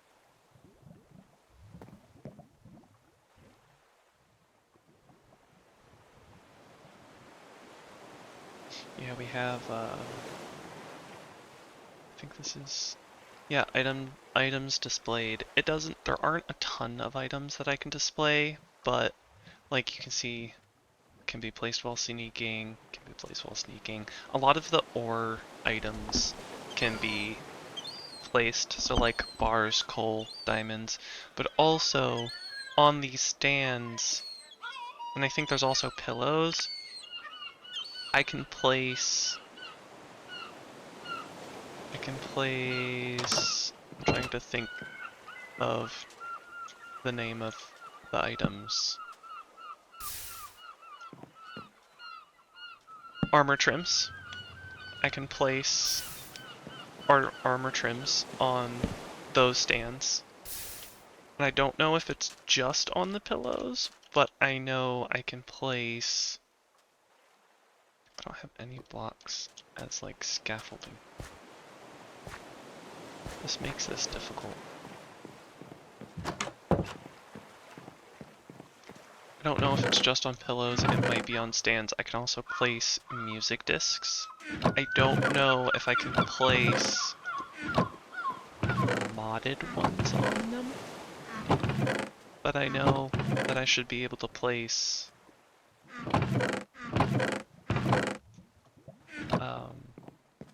vanilla ones. So, ugh. No, go away. Okay, so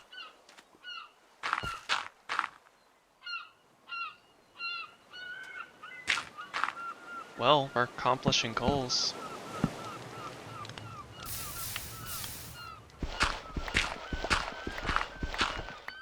I'm now questioning if I now need to make new goals because I've accomplished some of my goals a bit fast.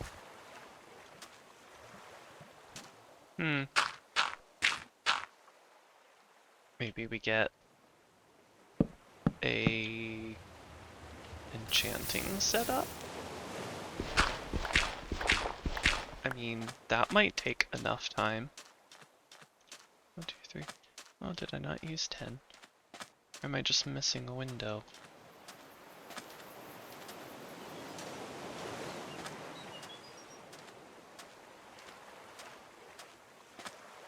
Now, how does it look?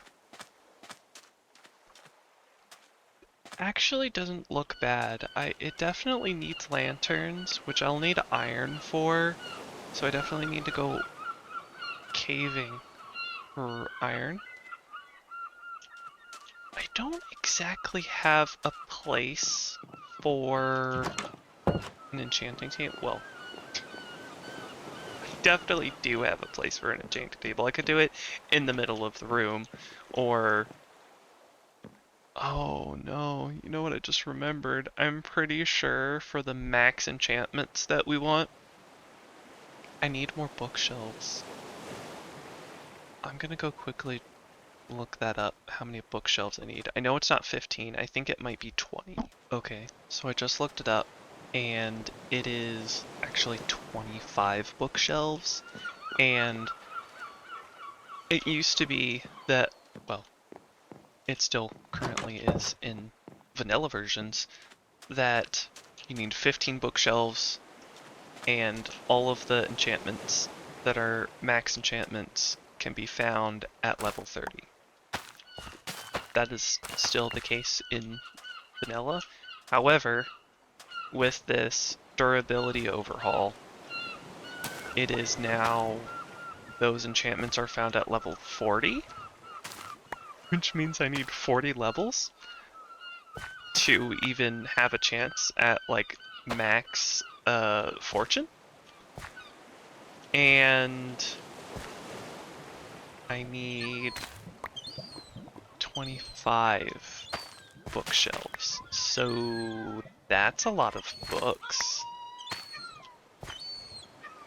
Man. Yeah, that's kind of rough. Oh man. I don't know what to do now. Because that's just... Yeah. Oh, and there's another thing. So, you know, the other option would be, oh, well, we could just find villagers and purchase their enchanting books and spend a lot of time doing that. Might be a pain, but we could do it. But, see, funny thing is, this mod also changes nothing about enchanting. So, right, the anvil, it only adds durability, and I think I can still rename things. So I can rename things, and I can repair things in an anvil for no XP cost. But, ooh, the bop is on. Okay, I need to not get distracted. We'll enjoy this music in the background, but I must also keep on track track, which is there's another item that if we have like these books from villagers, we have to use an enchanter. Like we have an enchanting table, but then there's an enchanter, which means we need a white candle, which means we need white dye and a candle, which means we need string and honeycomb, which means we need to be able to like access beehives and whatnot. So we should probably start at least like an itty bitty farm for that. Oh, and we have to find a geode, because we need a block of amethyst, and we need to find enough gold to have a gold block. So, not as easy as it normally is. Also, this is more of a, not a bug, it's more of, so Better End actually uses EMI for some of its recipes. For, say, like, I think it's infusion crafting.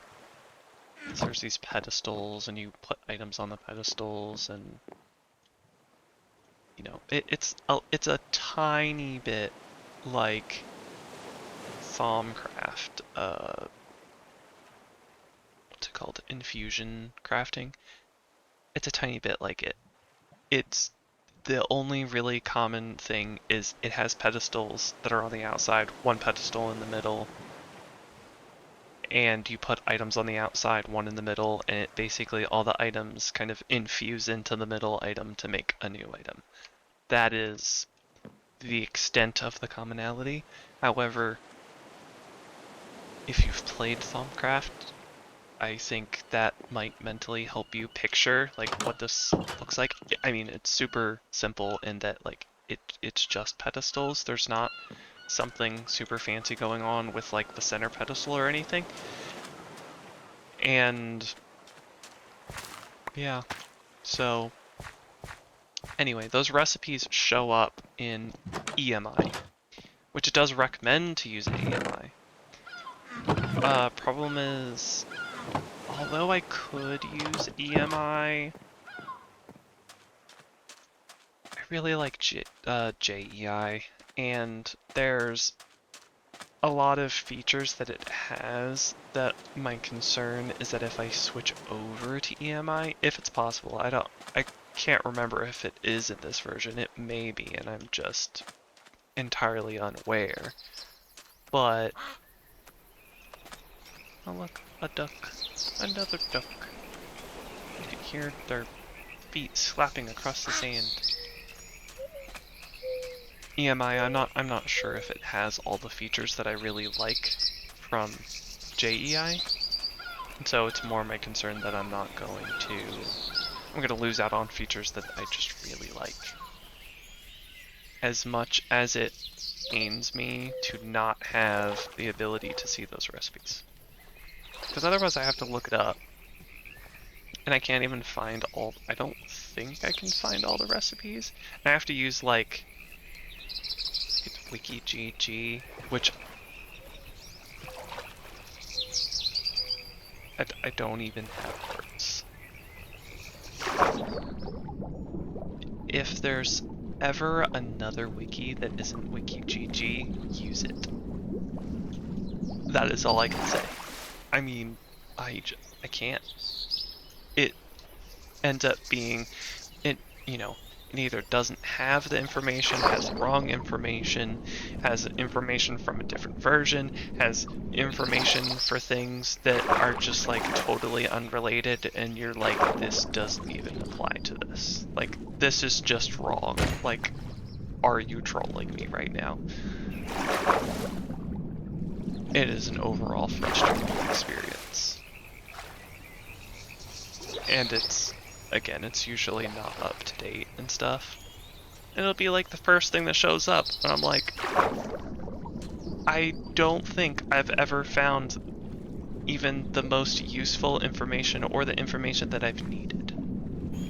Like, it's always been I have to find a different wiki somewhere. Like, I'd have better luck finding it on a Reddit post than WikiGG. It doesn't ever help me. I'm kind of getting distracted while exploring. I just really like exploring. And I want to do things. Which, I mean, maybe it's okay that I get to do a little exploring. We already, we accomplished a lot of the goals. I upgraded some of my equipment, not fully, but I've upgraded my equipment. I have better armor. I don't have a shield, but I've got food started. I did some stuff on the outside of the house. I do still feel like it needs kind of stuff going on. I don't know if it needs like flowers or I need to texture the sand or maybe add more features like rocks and excuse me. I don't know if I need to add more features like rocks or trees, maybe palm trees. I mean, palm trees would make sense. Or, I don't know, maybe I just need to spice up the environment around the build and it's less like the build. I mean, it is pretty plain. I don't mind it being plain. Still early game, even though, I mean, we kind of have access to a lot of stuff, so it's not like we're hurting for options. Oh, I should have made shears so I could have harvested some stuff. Anyway, yeah, I don't know whether or not I want to what to do about the house. I do still feel like it needs stuff, but just kind of brainstorming what. Oh, I never finished the whole thing about the... Look, we found cows! Oh, we found cows. I don't have any wheat. Take them back. But it's good to know that off in this direction we have cows. Anywho, I didn't finish. I was talking about the cutting board and cutting boards in real life, and I never finished that. So, oh look, rabbits. Yeah, real life. I actually need a cutting board. And maybe a sharp knife or two for cooking. You know, chop a lot of things. Sharp knife is safer than a dull knife. If you know how to use it and respect that the thing is sharp. Just don't be a fool. Practice safety. Again, the whole thing with a knife being sharp, a sharp knife being safer is that, like, say you go to, like, open a package with it. Which I know some people are gonna be like, you shouldn't be opening a package with a knife. What else am I gonna use? Shears? Scissors? You mean the two blades? I could use a knife. I can cut away from myself. I'm not, like, going to cut my fingers, especially if the knife is sharp.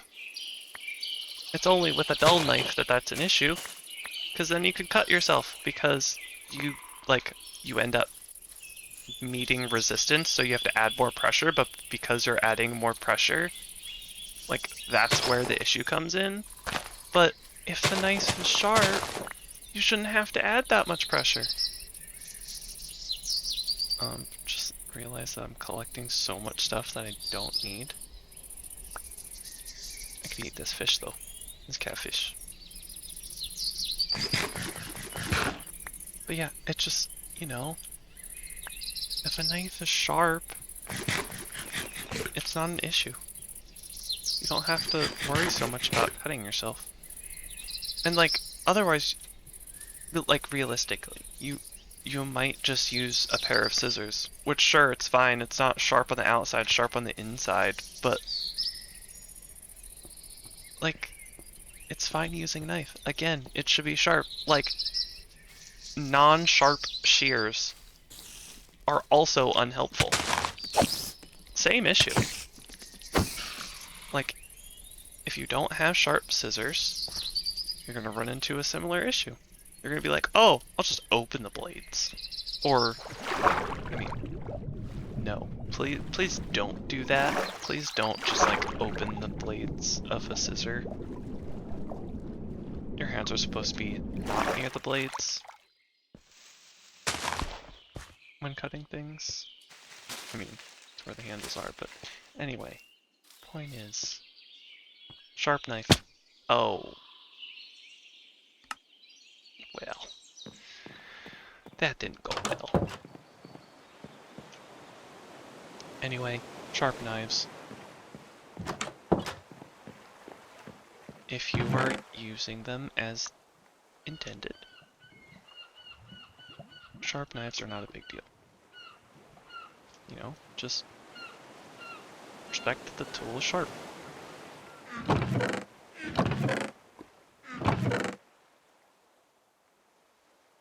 Yeah, especially if you're cutting, like, properly, where you're holding, you know, if you've seen, like, chefs even, like, on TV, that, you know, they cut with their knuckles down and they're not, like, putting their fingers out.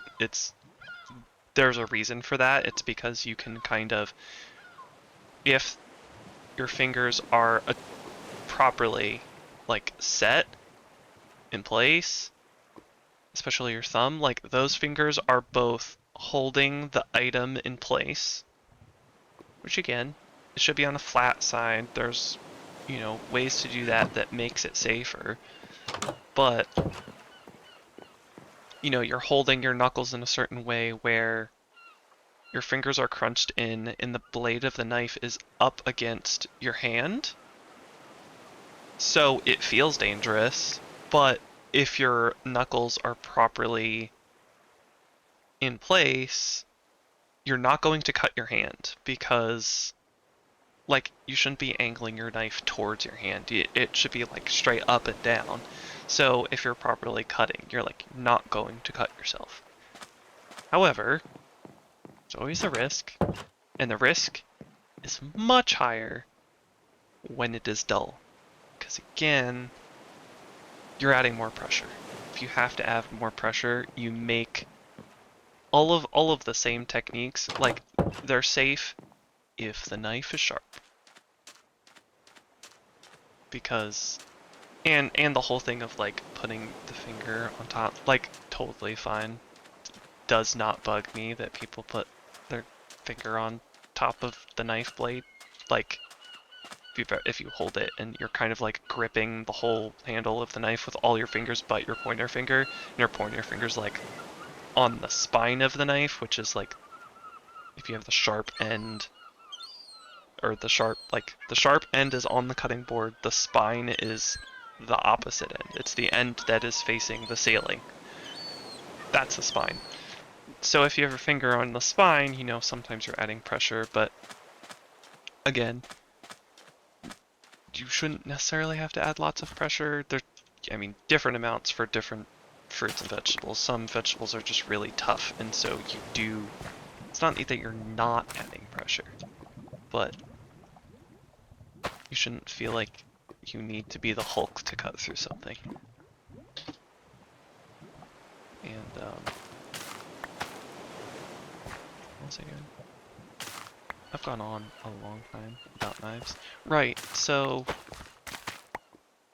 there was a point to that. Oh yeah, it does not bug me even in the slightest about putting your pointer finger on top. But it can certainly get uncomfortable. And so, especially if you're chopping for a long time. So, like, currently, I'm going to culinary at this point, which I've loved because I love cooking, I love baking, and so it's been really enjoyable. But, you know, like, you do a pinch grip, which is if you work in like food service and stuff, it's just, you're trying to minimize waste and reduce fatigue, so that way you can, cook at a fast pace all day. I mean, high pressure situation that I question if I could truly handle, and I would say no. But I enjoy cooking. So, yeah, pinch grip, it's like your index finger and your thumb pinch either end of the blade, and then the rest of your fingers wrap around the handle. So you are kind of like you're gripping both the handle and the blade. And then generally, you should be able to just kind of use the knife. You'll take your pointer finger and middle finger and put it closer to the end of the knife. You don't want it like right at the tip of the knife. And you absolutely don't want to be adding too much pressure on that side. You say you're mincing garlic, you kind of like rock the knife back and forth a bit so you can like mince it, and then you like wipe the garlic bits off onto the cutting board and mince it again. And you keep going until it's small enough.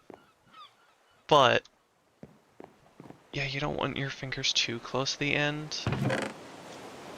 Fun experience, I say with much sarcasm. I was cutting chicken, cubing chicken, and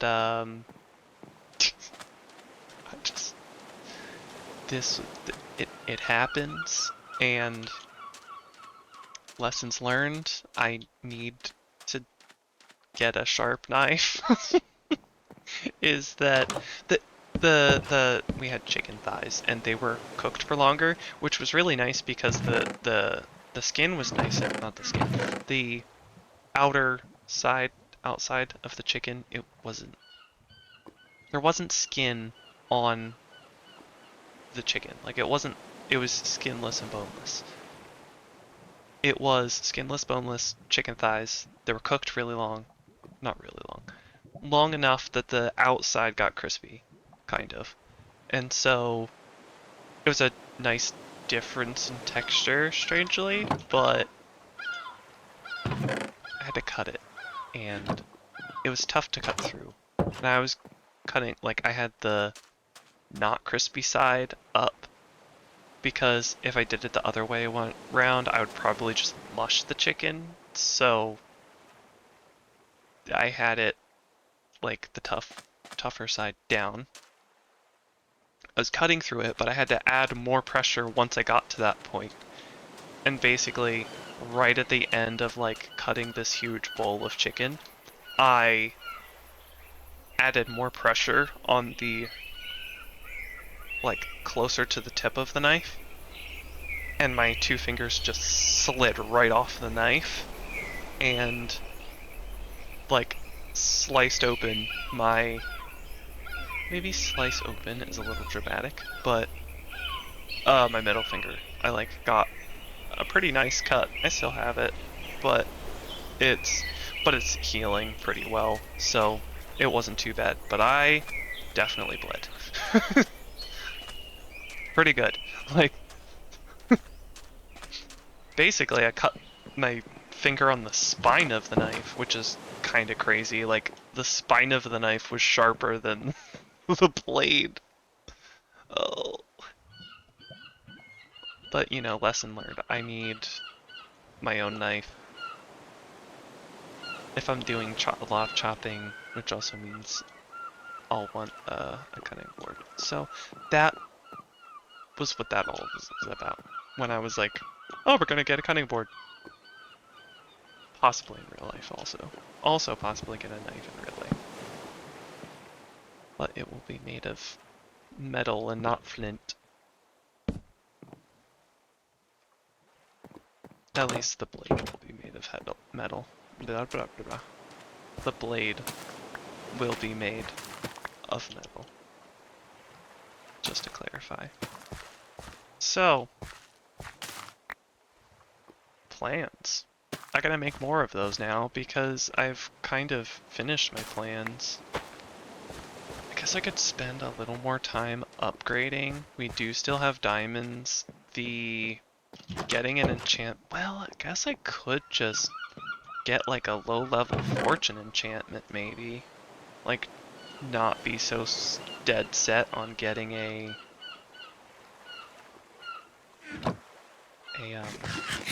what's it called?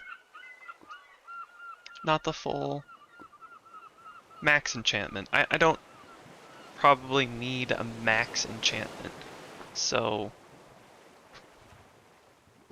maybe I should just get some bookshelves.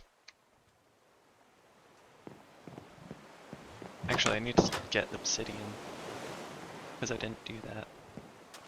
Okay, we'll get obsidian. I will need... I mean, I think we have access to enough that I can...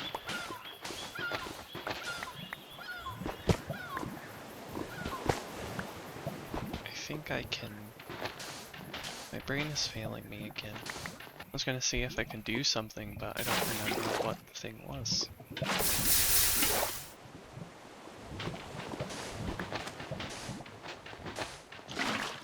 Okay. Right, maybe it was... We'll see how many bookshelves we can get. I mean, I only have 20 levels, so it's not like I can even do much with...